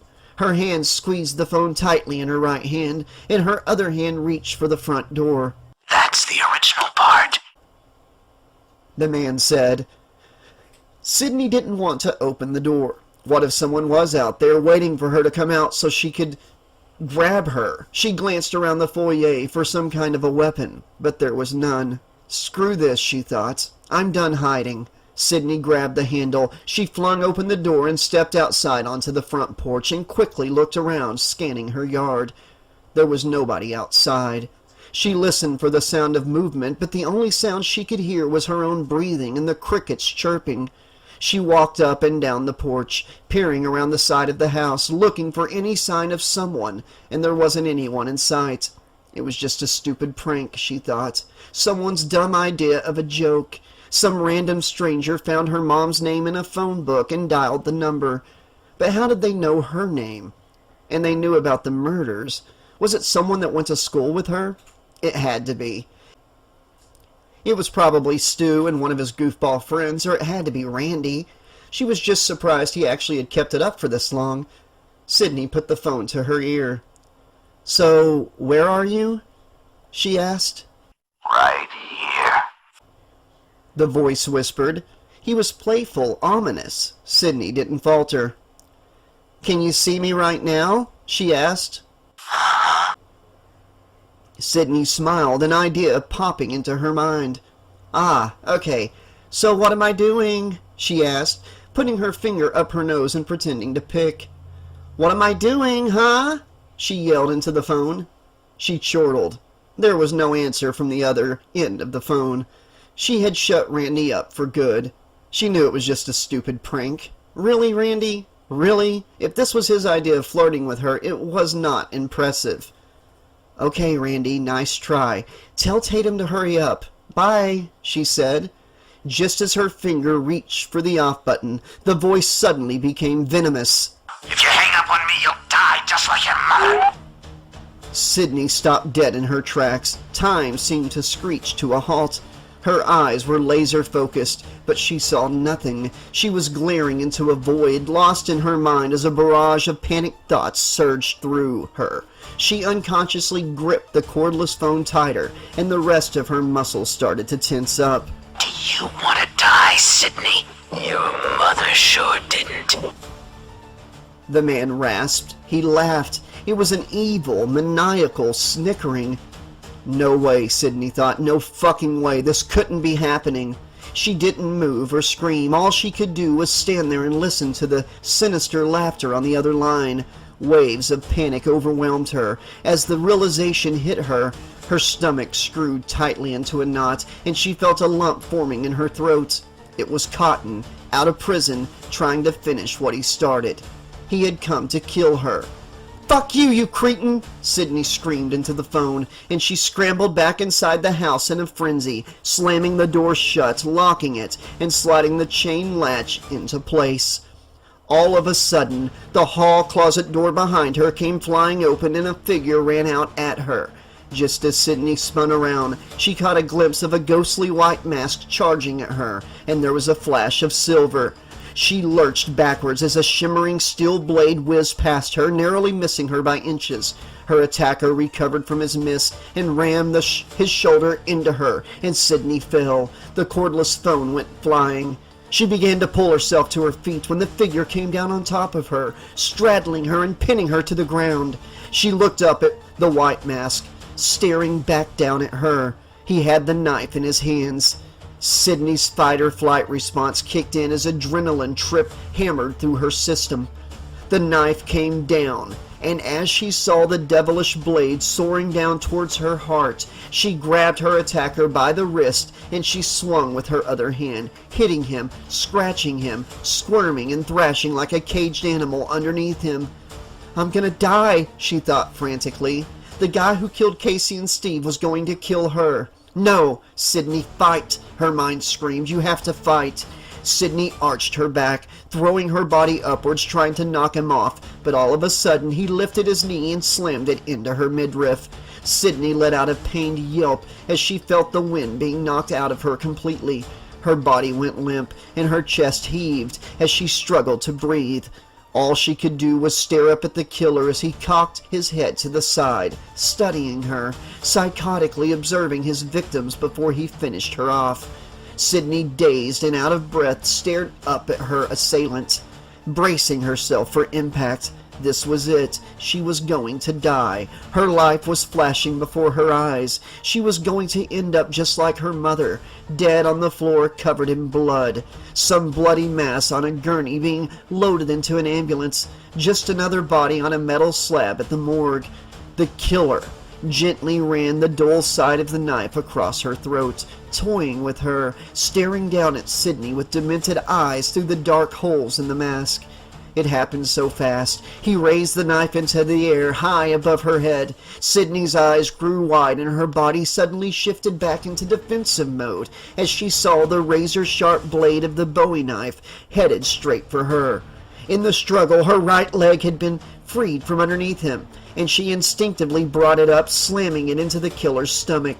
And he groaned in pain, flying backwards with immense force and crashing onto the hardwood floor. Sydney scrambled to her feet and ran for the front door, unlocking it. As she tried to open it, the door caught on the chain. Shit! She glanced behind her. There was no time to unlatch it now. The killer was right on top of her, coming at her with the knife. He stabbed at her, but Sydney dove to the side. The blade of the knife impaled the door frame, missing her hand by centimeters. Sydney panicked and ran towards the first thing she saw, the staircase. She sprinted up, the killer directly behind her, slashing at her lower back with the knife. Sydney's hands grasped frantically at the wall, and she found the frame of an oil canvas painting of a landscape. She snatched it from the wall, wheeled around, and swung it blindly. It caught the side of the killer's head, and he tumbled backward down the stairs. Sydney ran up the rest of the way, barreled down the hallway and into her bedroom. She slammed the door shut and locked it, looking around for anything to barricade the door. She saw the closet door, her makeshift barricade. She pulled open her closet and jammed it against the bedroom door and backed away, listening. There were a few moments of silence, maddening silence, but it was short-lived. With a loud bang, the killer threw his weight into the door and the lock gave way, but the bedroom door caught fast on the closet door. The killer slashed at the air with his knife through the tiny crack that had been opened between the two doors, thrashing madly, growling with anger and frustration. Sydney stumbled backward away from the door, sobbing, hoping the door would hold him long enough for her to come up with some sort of a plan. She glanced around the room, her landline on the desktop. She grabbed madly at the receiver, picked it up, and put it to her ear. There was no dial tone. The phone was dead. Shit! She cried, throwing the phone down and frantically searching the room for any sign of a weapon or an escape. Should she go for the window? Where would she run when she climbed down? The nearest neighbor was no walking distance away.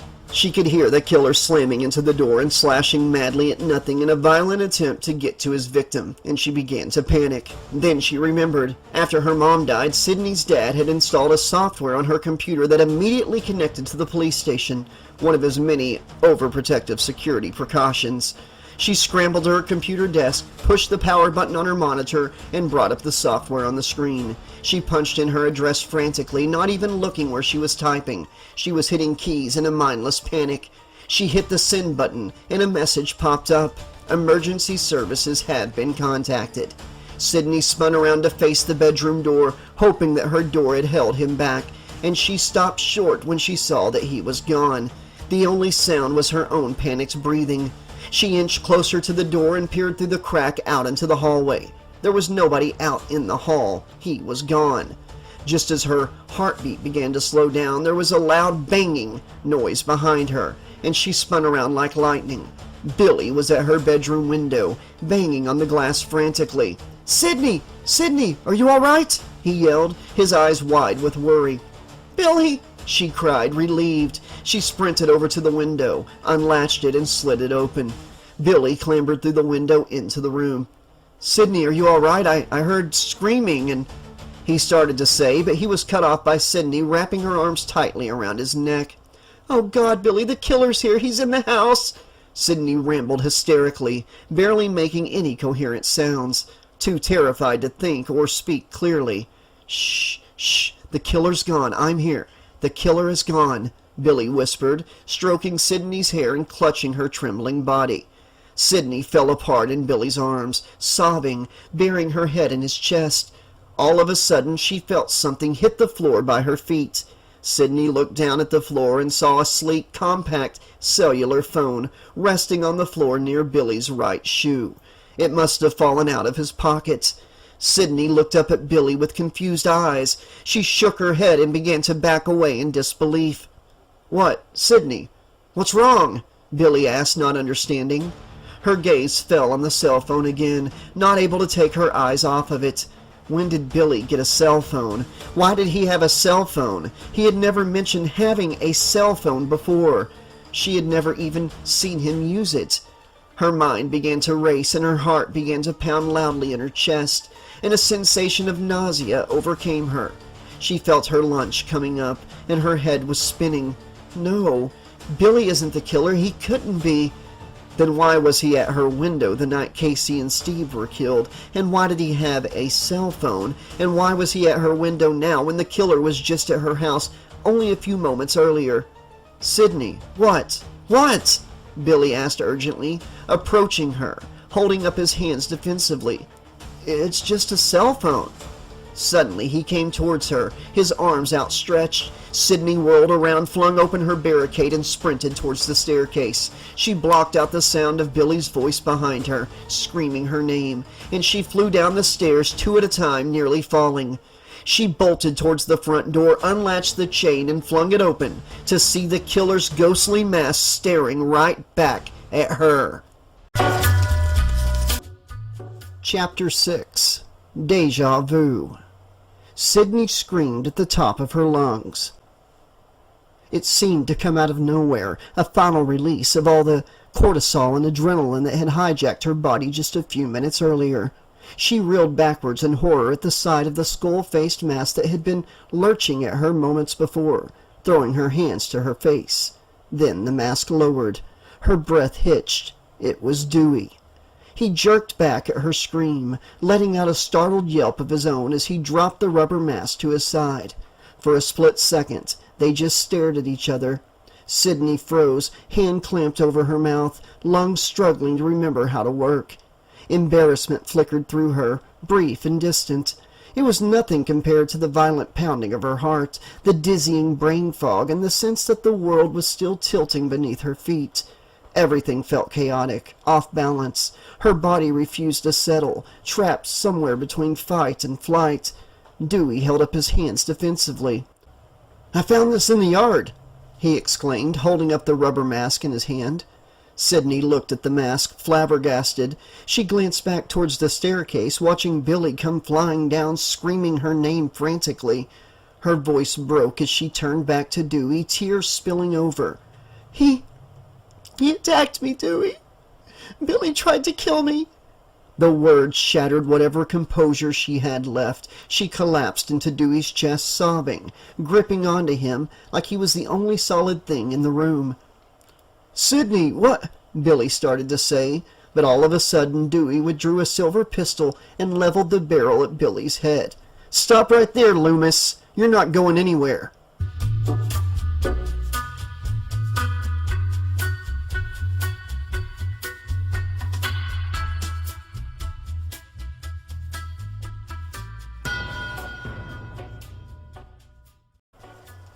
The side of Billy's face smashed against the hot metal hood of the police car parked in Sydney's driveway.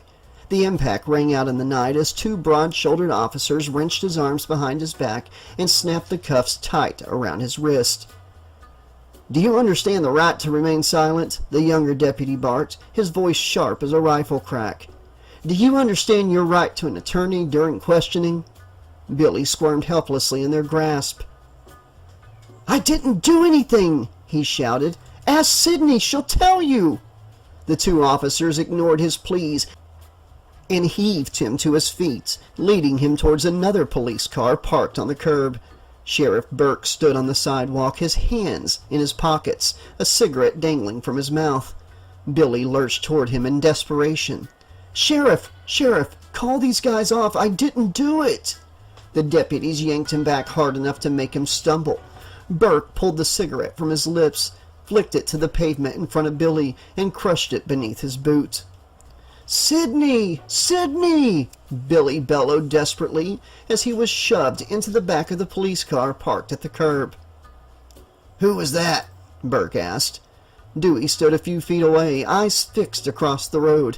He didn't look at the sheriff. Billy Loomis," he said quietly. "Sid's boyfriend." Burke followed Dewey's line of sight. On the other side of the road, Sydney sat in the open back of an ambulance, wrapped in a gray wool blanket. The flashing lights painted her face in alternating washes of red and blue. She stared upward, unblinking, at the black stretch of sky. "How's she doing?" Burke asked. Dewey swallowed. "She's tougher than she looks." "She'd have to be after all the shit she's been through," Burke said, shaking his head. Sydney pulled the blanket tighter around her shoulders. She refused to look at the cruiser, refused to look at Billy sitting inside it like a caged animal. But she felt him there.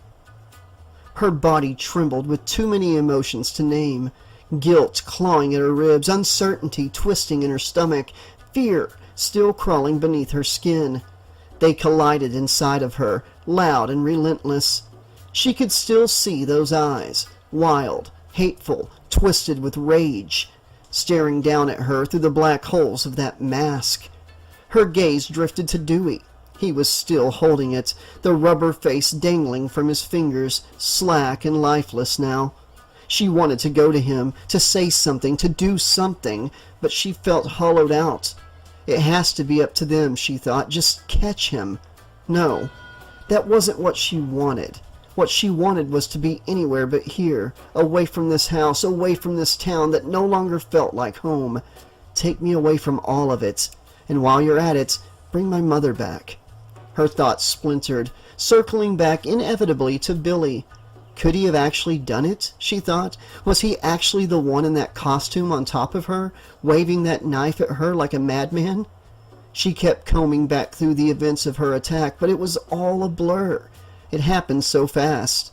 She wanted details, something concrete, a slip in his voice, a movement she recognized, a gesture that would prove it was Billy, or prove it wasn't. A tremor passed through her. She could still feel the icy drag of the blade across her throat, the deliberate pressure, not cutting, just promising. She could still feel the weight of him, the strength in his hands, pinning her to the floor.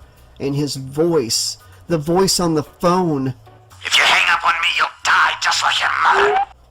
The words looped endlessly in her mind. She played those words over and over again in there, trying to think, trying to place that distinctive voice with a face. But the voice was so distorted, so unusual. It didn't sound like anyone she knew. It didn't sound like Billy or Cotton. There was no way it was Cotton. He was on death row for murdering her mother. She would have heard if he'd escaped. The whole town would have known. Unless no one was paying attention. Unless Casey and Steve's murders had swallowed every headline, or worse. What if Cotton hadn't escaped? What if he'd hired someone? Her stomach tightened. The thought felt paranoid, desperate, like her brain was reaching for anything that made more sense than the boy she loved standing outside her bedroom window minutes after the killer vanished. Minutes. And he'd been outside her window the night Casey and Steve were murdered too. That wasn't paranoia. That was a fact. Was it a coincidence? She didn't know which possibility terrified her more. Billy trying to kill her, or Billy being innocent. And the real attacker could still be out there, watching, waiting, ready to finish what he started. She stared out into the woods across the street. One thought haunted her. If Billy wasn't responsible for this terrifying encounter, then the one who was responsible was gone like the ghost in the night. This couldn't be happening. The police cars, the flashing lights, the inevitable interview, all of the questions that she would be asked. It was all coming back to her. She somehow felt like her mother had been murdered all over again. The police surrounding her house, her sitting in the back of an ambulance wrapped in a blanket. It was just like that night. She thought it couldn't get worse after her mother being brutally murdered, but it was. It was getting so much worse. Sydney shut her eyes, trying to process what had happened. Part of her wanted to think back, to try to determine who was speaking on the other end of the phone. Hearing that raspy voice play over and over in her mind, she wanted to think back and remember every detail about her attacker, his weight, height, if it was a man, if it was a woman. Another part of her wanted to forget about the whole ordeal altogether. Either way, this wasn't just a bad dream, this was happening. Just an hour earlier, someone tried to kill her, and she was alive, She had been luckier than Casey or Steve. She had survived. She hoped she would have the strength to escape her attacker again. That is, if he or she was still out there. Sydney's thoughts were broken by a hand on her shoulder. She looked up at Sheriff Burke and Dewey hovering over her with concerned faces. "Well, we're seeing a lot of you today," Burke said. Sydney smiled weakly. "Are you going to be able to come down to the station and answer a few questions?" She nodded silently. Just then a red Volkswagen came barreling around the corner, screeching to a stop in front of Sydney's house. Tatum sprang from the driver's seat, slamming the door closed, terrified by the sight of police cars and ambulances surrounding her best friend's house. She began to look around frantically. "Sydney? Oh my God, Sydney!" Tatum yelled hysterically. She finally saw Sydney in the back of the ambulance and sprinted over towards her, her perfectly straight blonde hair bouncing on her shoulders. "Sydney, oh my God! Sydney, are you all right? I am so sorry I was late." She wrapped her arms around Sydney and hugged her tightly. Dewey gingerly intervened, pulling Tatum off of her.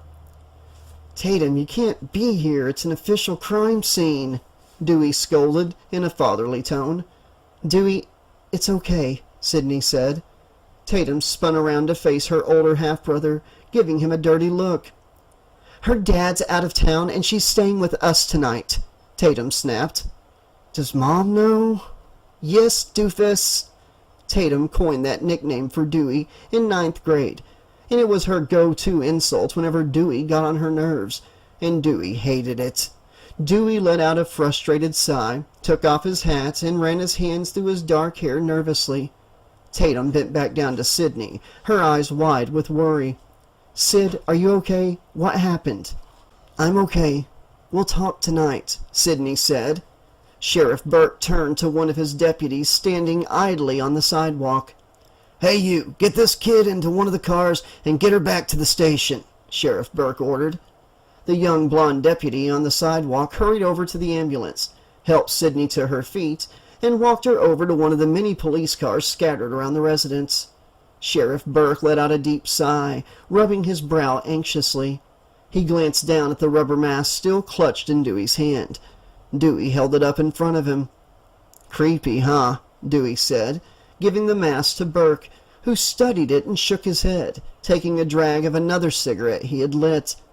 All of a sudden, a tan-colored news van came careening down the long, desolate country road and pulled to an abrupt halt, almost bowling over another reporter and her cameraman. Gil Weathers banged open the passenger side door, a shiny microphone grasped in her hand, her hair and makeup still perfectly done, her tight, verdant skirt perfectly accentuating her long, slender legs. Her eyes widened with ecstasy. She knew this house. She had a feeling when she heard the street name over the police radio. It was Sidney Prescott's house, and there were police crawling all over it. She smiled deviously. "Well, I'll be damned," she said, her heart pounding with excitement. Behind her, Gail's burly cameraman, Kenny, clambered out of the driver's seat, his massive video camera resting on his shoulder. Gail snapped at Kenny with her hand, not bothering to look at him. "Jesus, the camera, hurry!" "My name isn't Jesus," Kenny muttered under his breath. Gil walked towards the house, her bright red high heels digging into the asphalt, moving purposefully. A squad car sped past Gil, and she thought she caught a glimpse of Sidney in the back seat. She ran over to a deputy and jammed her microphone in his face. "Was Sidney in there? What can you tell me about this scene? I heard something about a costume. What about a costume?" The deputy held up his hand and shoved the microphone away. "Can you tell me anything, goddammit?" she shrieked. Still no response from the stone-faced deputy. "Shit!" Gail muttered under her breath and turned to face the road. Tatum was walking hurriedly to her car. Gail sprinted towards her and ran alongside. Tatum gave her a death glare. "Was that Sidney Prescott in that car?" Gail asked, holding the microphone to her face. Tatum swatted the mic away. "I'm not talking to you," she snapped coldly. "What happened to her?" Gail hammered her again. "None of your damn business."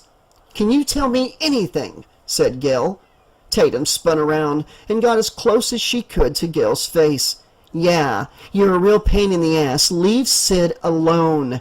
And with that, she flung open the door to her red Volkswagen, climbed inside, and sped off, following the squad car.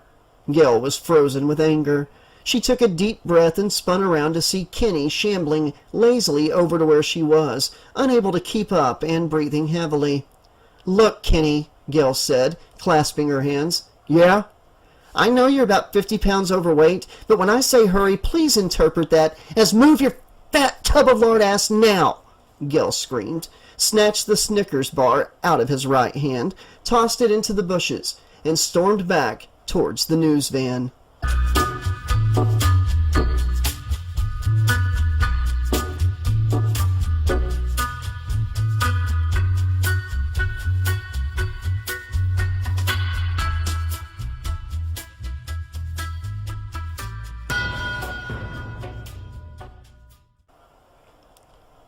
Why me?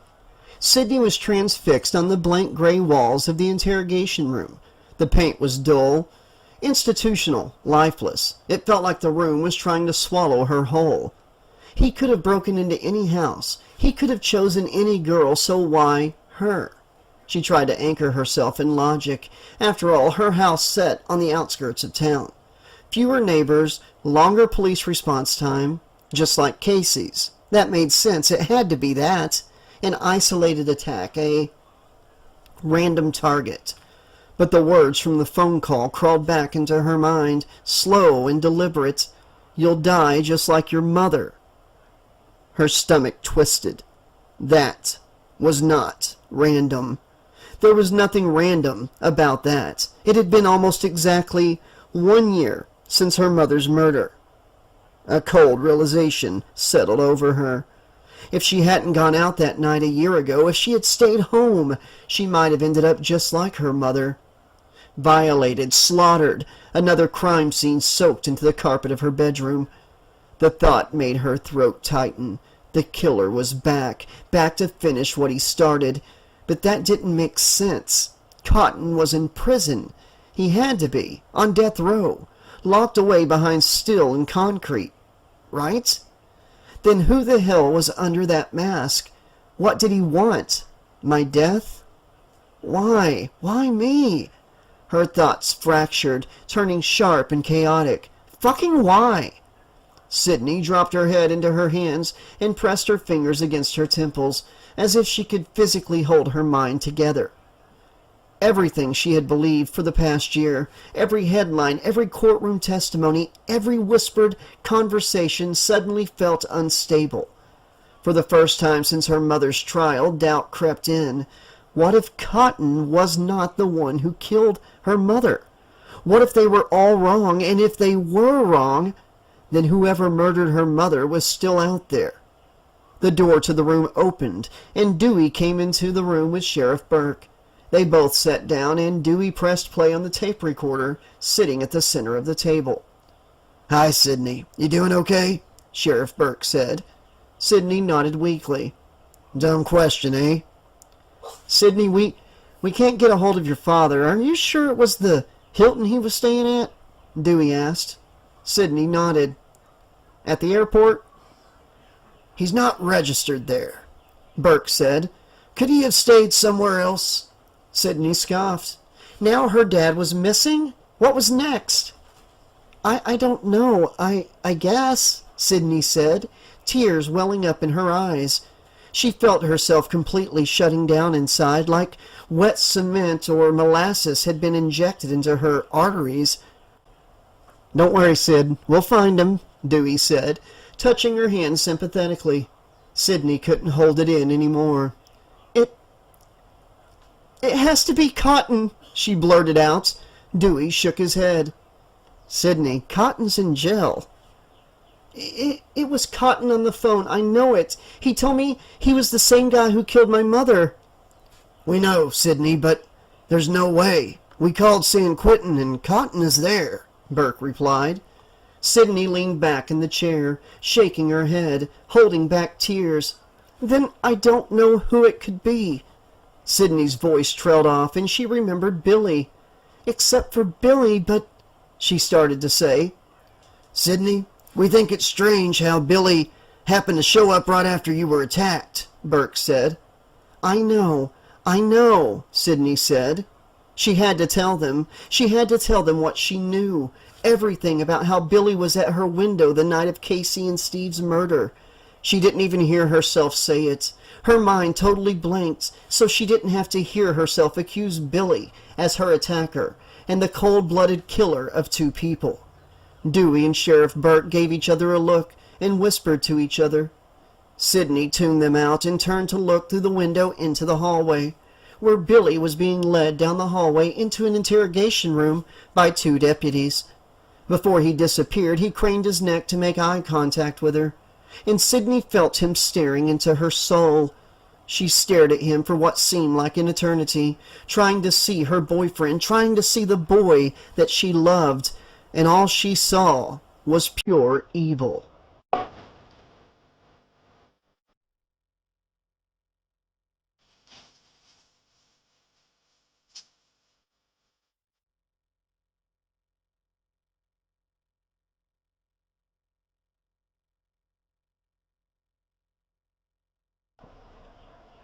Hank Loomis looked like he'd had the life sucked out of him, even more so than he usually did ever since his wife had left him.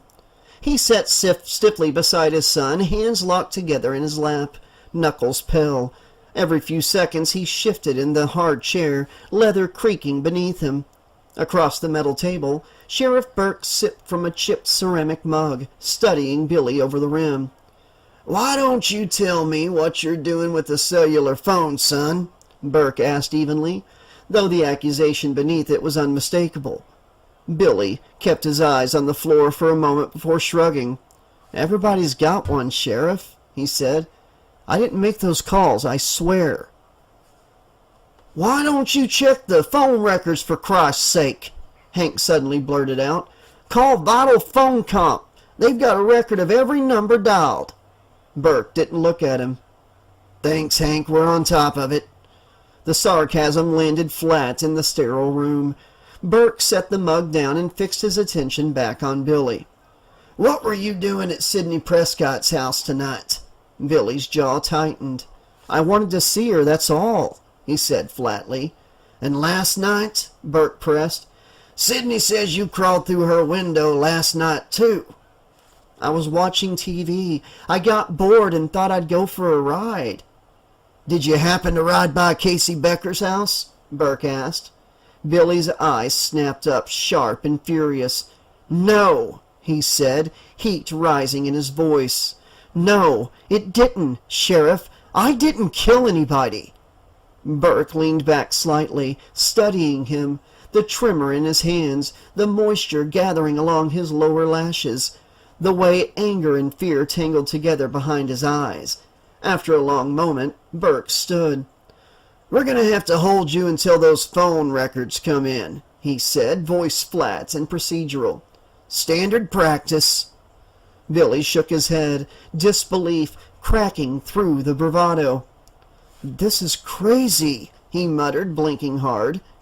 Hank placed a hand on his son's shoulder, protective, almost desperate, and looked up at Burke with something close to pleading. Burke gave him a small shrug and a silent, "I'm just doing my job" look.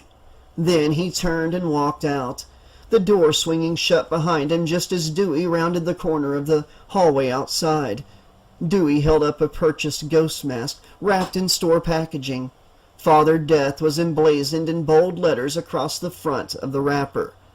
"This mask is sold at every 5 and dime in the state. There's no way we can track the purchase," Dewey sighed. Sheriff Burke sighed too, rubbing the wrinkles on his forehead. "What about the cellular phone bill?" asked Burke. We are pulling Loomis's account, but we won't know anything until morning. And still no word on Sidney's father. It's like he's vanished," Dewey said. Behind them, the metallic scrape of a chair echoed from the interrogation room. Two deputies escorted Billy into the hallway, his hands cuffed behind his back. He spotted Sidney immediately. She sat at one of the desks beside Tatum, shoulders hunched, fingers laced tightly together in her lap. "Come on, Sid," Billy pleaded, twisting against the deputies. "You know me, Sidney." Heads turned down the corridor. "Sidney!" he shouted again, voice cracking. She raised a trembling hand to the side of her face, shielding herself from the sight of him. She didn't look up. The deputies steered Billy through a set of double doors. They swung shut with a hollow thud, swallowing him from view. The hallway fell quiet again. Dewey shook his head, watching the doors for a long moment before turning back to Burke. "You think he did it?" Burke spread his hands in a tired half-shrug. 20 years ago," he said, "I'd have told you not a chance." He glanced down the hallway where Billy had disappeared. "But with these kids today..." He let the thought trail off. "Damned if I know." Dewey looked back towards Sidney to see Tatum moving purposefully towards them, clearly displeased. "Dewey, can we go?" said Tatum impatiently. Dewey held up his hands in protest. "Not yet. Give us a minute." "God damn it, Dewey!" Tatum exclaimed in exasperation.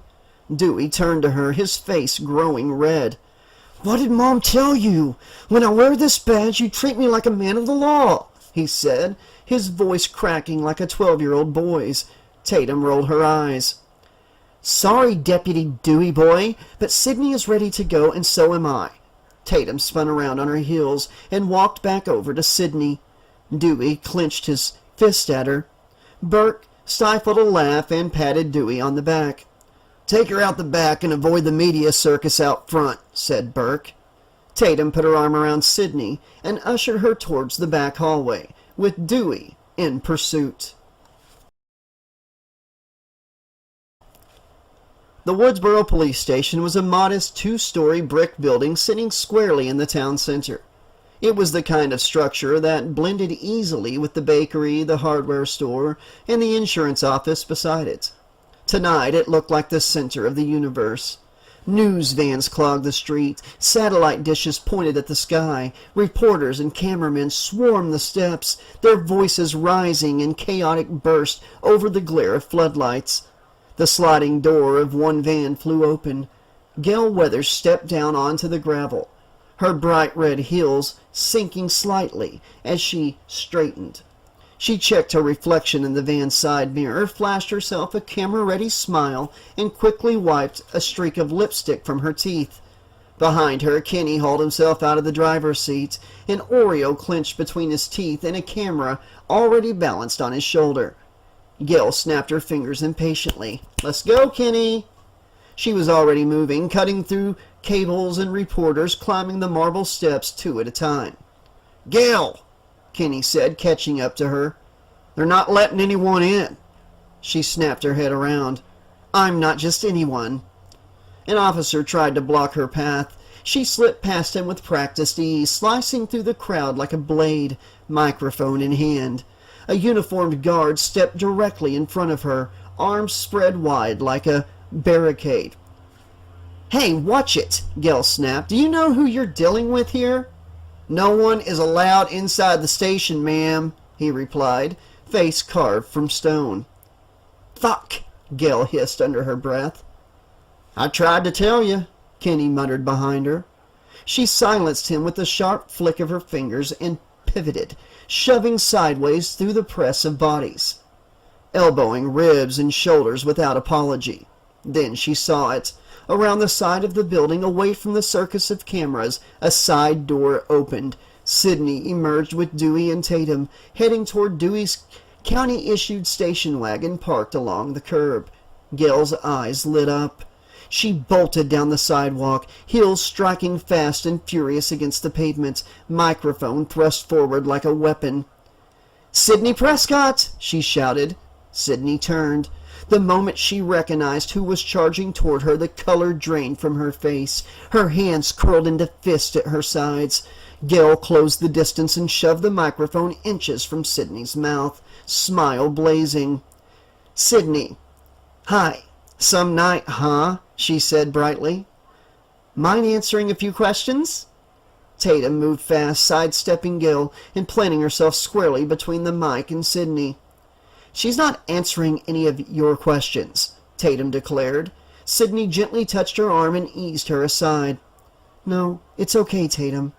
She's just doing her job, right, Gil?" Sydney said, putting on the fakest smile she could muster. "Let's see what this bitch has to say," Sydney thought. "Yes, that's right," Gil smiled, a little surprised and pleased by Sydney's cooperation. Sydney folded her arms loosely across her chest. "How's the book?" she asked, feigning polite interest. Gil's smile widened. "It'll be out later this year." "Oh?" Sydney tilted her head. "I'll look for it." Her tone was syrup sweet, almost sincere. Almost. Gil heard the edge underneath and decided to press anyways. "I'll send you a copy." Something shifted in Sydney's face. The smile vanished. What happened next moved faster than thought. Sydney's arm drew back and swung forward in one clean, furious arc. Her fist connected hard with the side of Gil's face, a sharp crack that silenced the crowd. Gil staggered backward, stunned, crashing into Kenny's chest as she scrambled to keep both her and the camera from toppling over. The few reporters that had swarmed in behind Gil all gasped in shock, snapping pictures rapidly of what had just happened and mumbling excitedly. Kenny helped Gil to her feet as she rubbed the side of her face in pain and stared at Sydney in disbelief. Sydney flashed Gil an icy yet satisfied death glare. Tatum smirked. "Nice shot," she said. Dewey, after a moment of being frozen with disbelief, grabbed Sydney by the arm and yanked her towards the station wagon.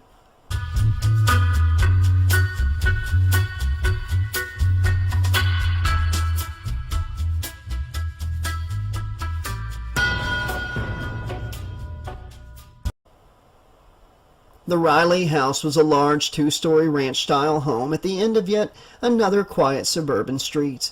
It felt safe to Sydney, at least in the sense that there were actually neighbors who would be able to hear screams and help out if any of them needed it. But even with that comfort, Sydney was still on edge the rest of the night.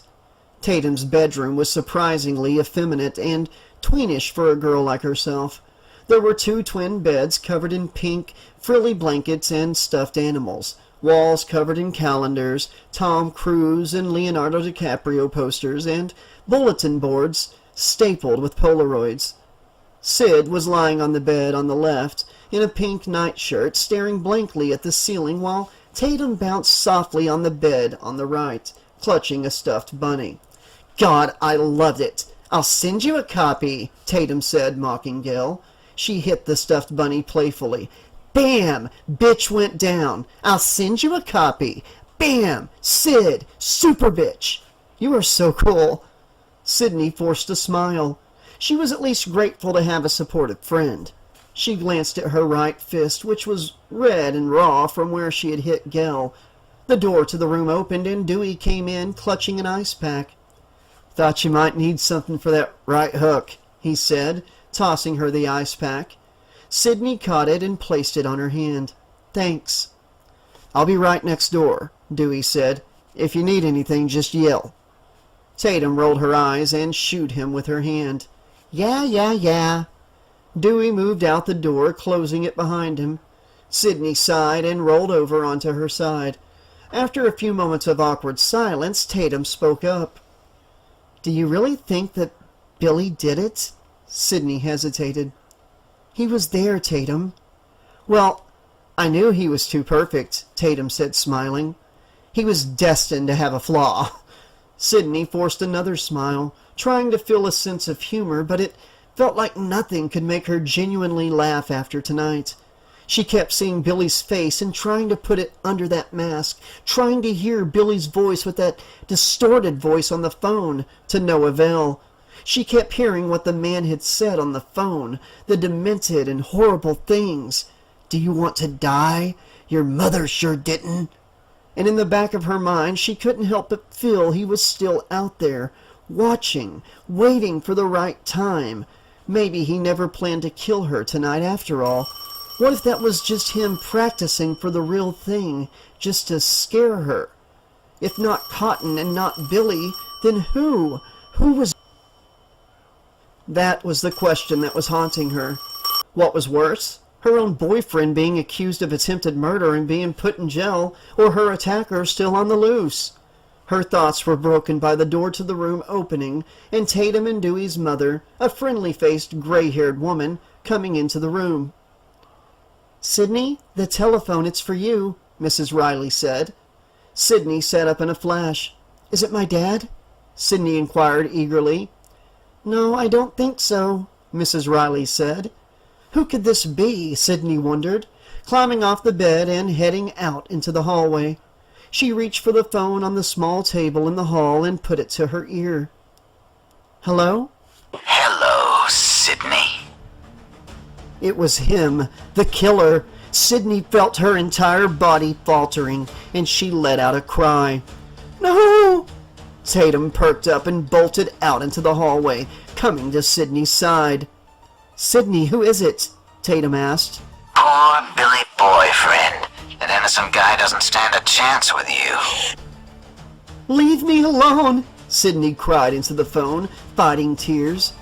Mrs. Riley's eyes grew wide, and she began to knock on Dewey's bedroom door frantically. Looks like you fingered the wrong guy. Again. "Who are you?" Sidney asked, her voice cracking, tears beginning to fall. Don't worry. You'll find out soon enough. I promise. And with that, the line went dead. The phone fell from Sidney's hand onto the floor, and she let out a heaving sob as Tatum comforted her. Dewey came running headlong into the hallway, wearing only an undershirt and boxers, wielding his gun. He picked up the phone lying on the floor and put it to his ear. "Hello? Hello? Who the hell is this?" Dewey barked into the receiver. Mrs. Riley just stood to the side, her face a mix of fear and confusion. What did he mean, Sidney thought. What the fuck did he mean? You'll find out soon enough. Looks like you fingered the wrong guy again? She knew exactly what he meant deep down. The killer wasn't Cotton or Billy. She had put 2 innocent men in jail. The killer was still out there, and he wasn't going to stop until she was dead. He was going to finish what he started 1 year ago.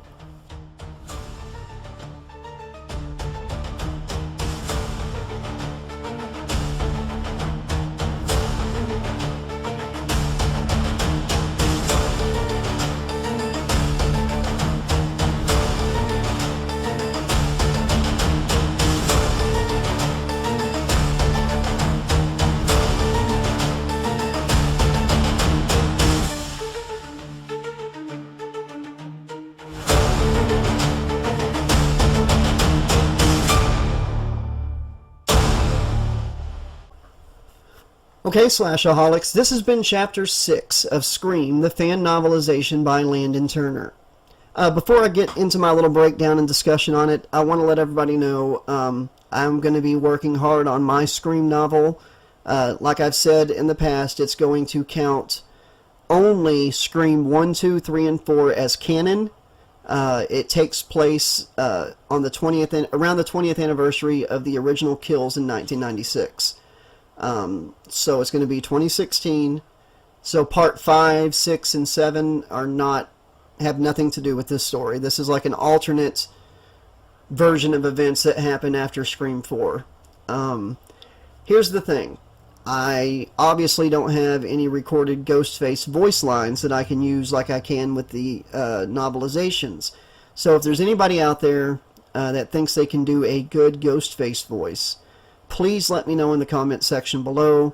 I'll get with you, have you send me a couple samples, and if you're interested and I think it fits, then I would love to have you do the Ghostface voice for the audiobook of my original Scream novel.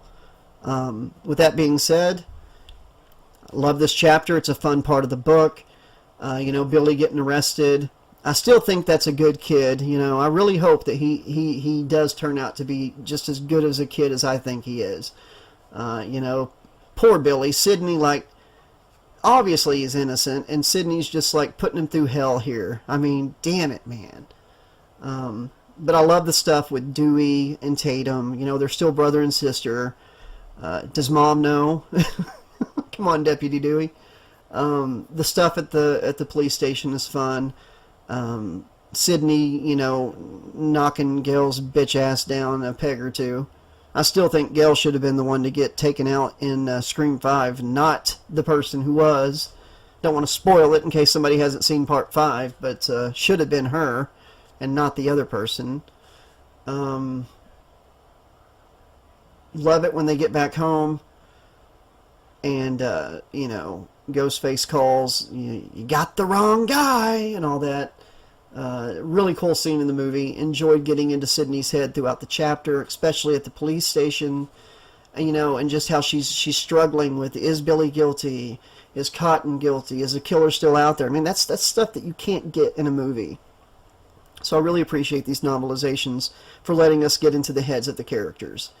It's funny to go back and watch it where the sheriff is like, what are you doing with the cellular phone? You know, 1996, not everybody had one. You know, it was starting to get that way.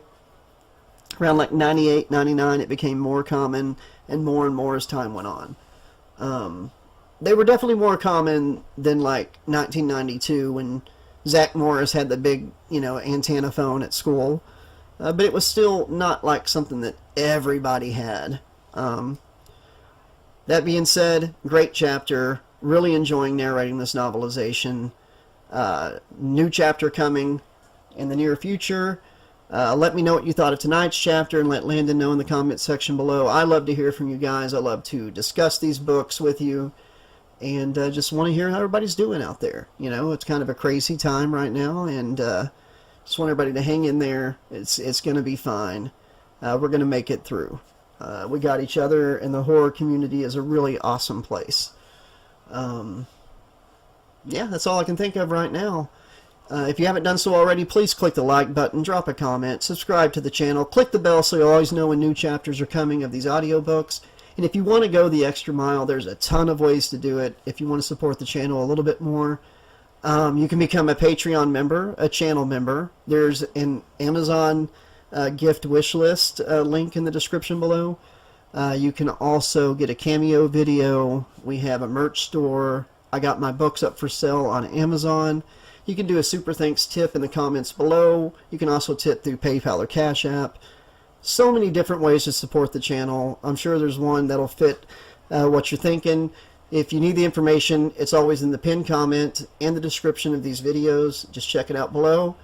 And until next time, this has been your friendly neighborhood 80s slasher librarian saying thanks for listening, be excellent to each other, and remember, the sand is falling down the hourglass, so make the most of life while it lasts. I'll see you next time.